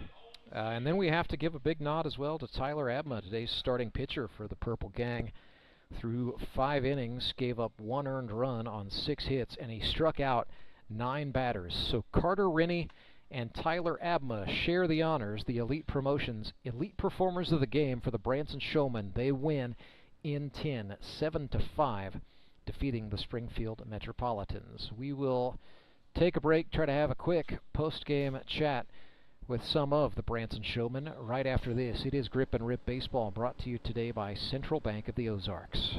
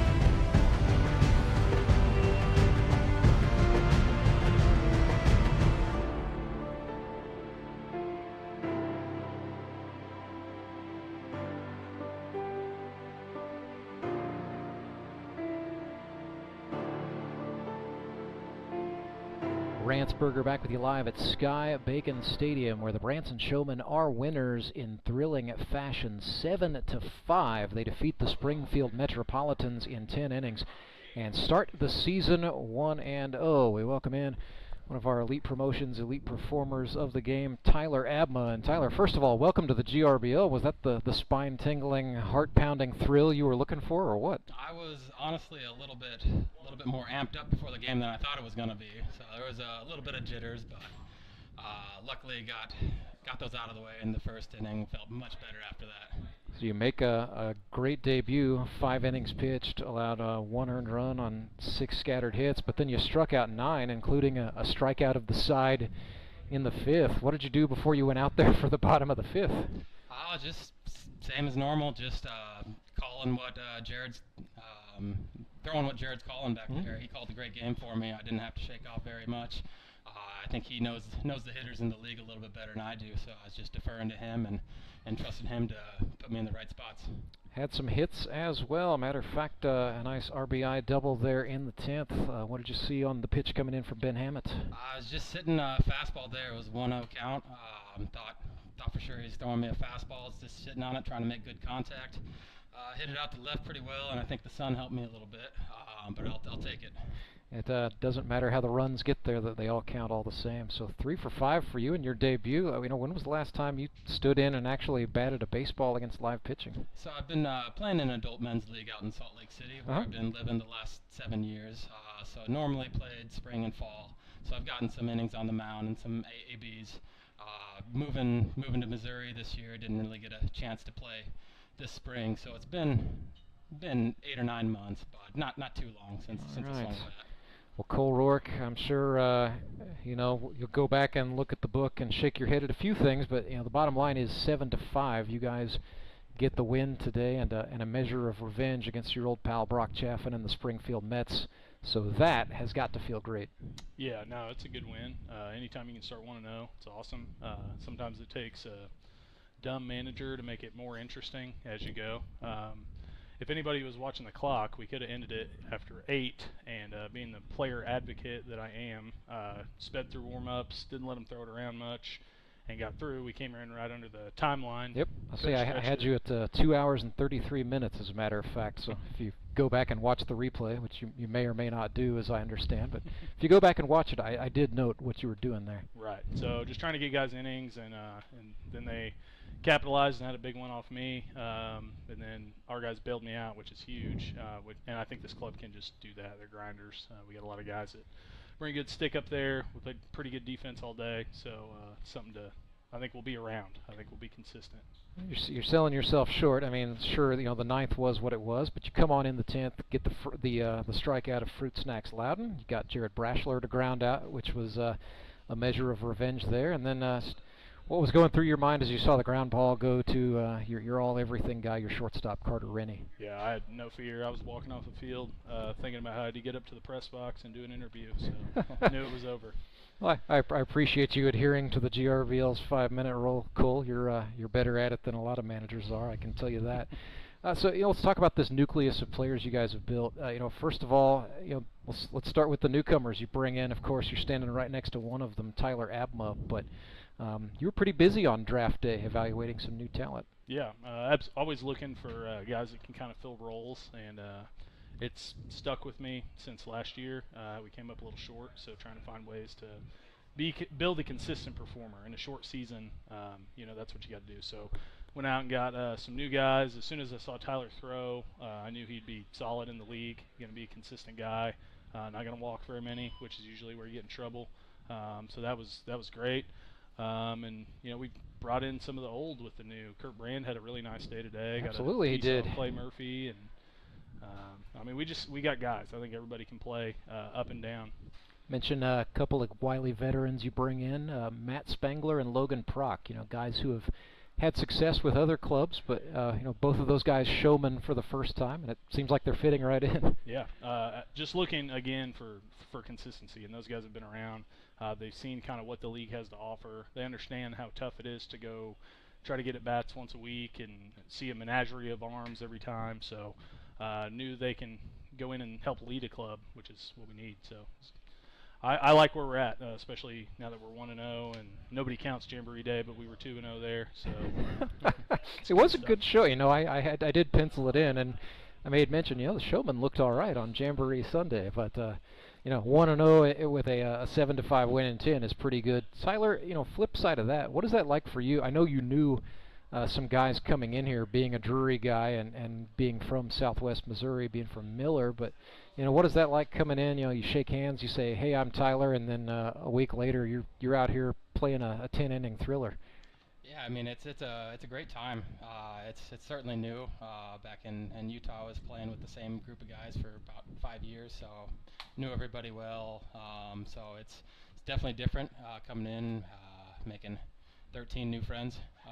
But everyone's been great, outgoing. It's easy to get along with everyone. So I think it's gonna be a good season. I'm excited.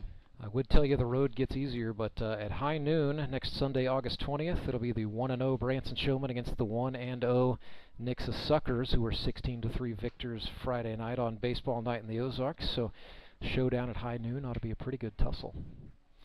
Thanks, guys. We appreciate it. The Branson Showmen 1-0 coming up at 3 on Sunday, August 20th. The Metropolitans at 0-1 take on the 0-1 Republic Locos.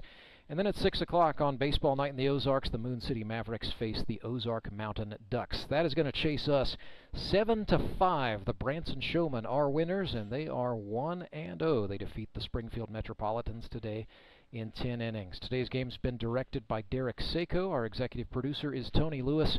My name is Rance Berger. Good night from Ozark, Missouri.